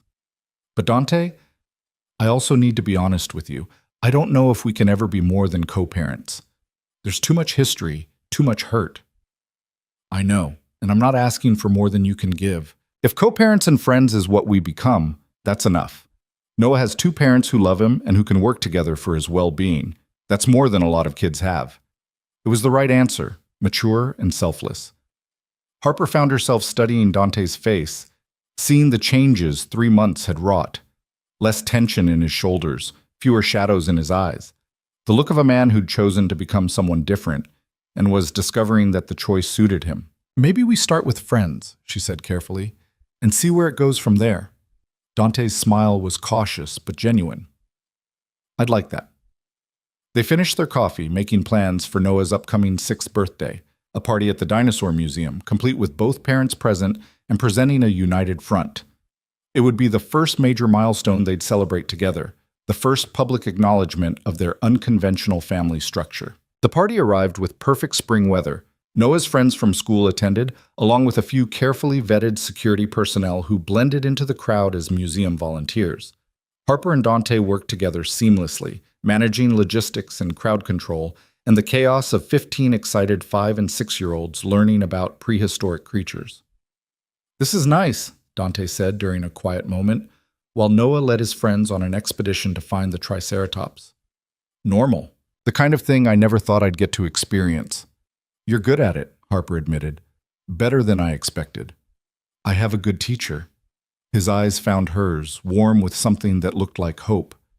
"Thank you, Harper, for giving me this chance, for not running again when things got hard, for helping me become the kind of father Noah deserves." "You did that yourself. I stopped standing in your way."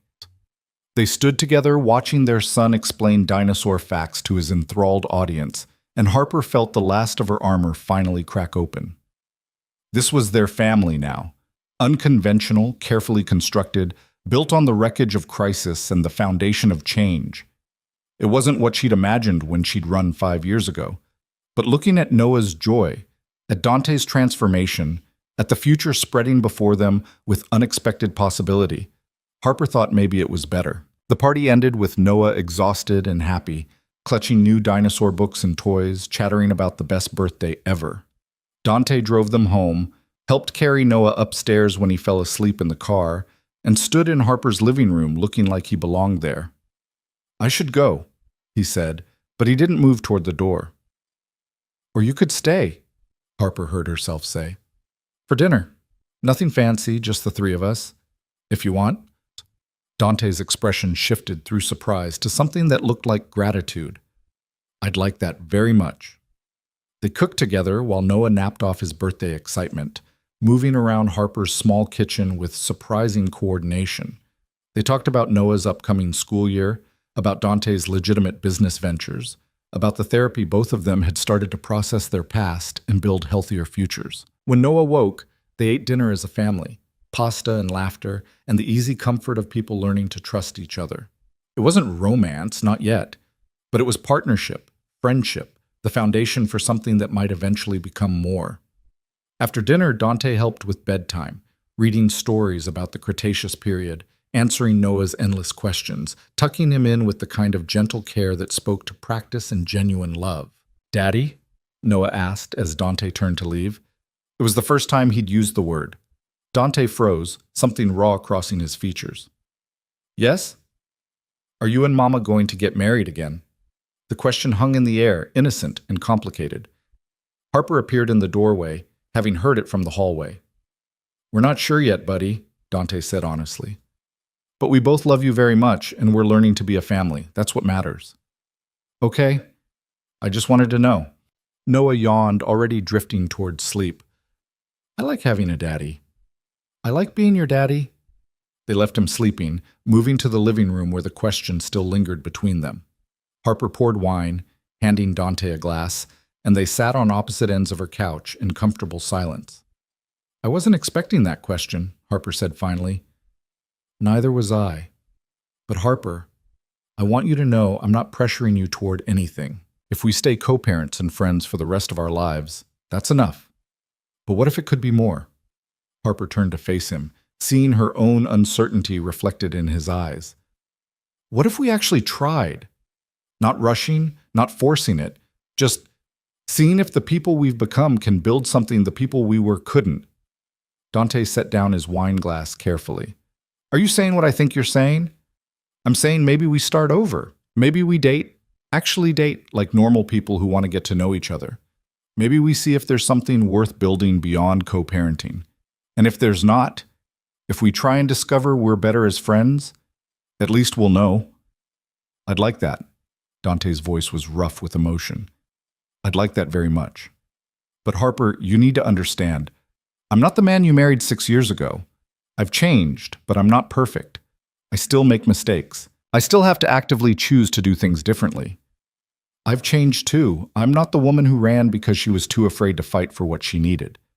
I'm stronger now, more willing to advocate for myself and for Noah. So maybe we can meet in the middle, as the people we've become instead of the people we were." They talked late into the night, establishing boundaries and expectations, discussing what dating would look like with a 5-year-old son who already had opinions about their relationship. They agreed to take it slow, to prioritize Noah's stability, to maintain the co-parenting structure that was working while exploring whether they could add romance to the foundation of partnership. It wasn't a fairy tale ending. It was complicated and uncertain and built on hard-won trust instead of easy passion. But looking at Dante across her modest living room, at the man who'd learned about dinosaurs and transformed his empire and chosen to become someone different, Harper thought maybe complicated and uncertain was exactly right. They'd started in crisis. They'd built partnership through negotiation. Now they were choosing to try for something more, not because they had to, but because they wanted to. And for the first time in 6 years, Harper let herself hope that maybe, just maybe, they could actually make it work.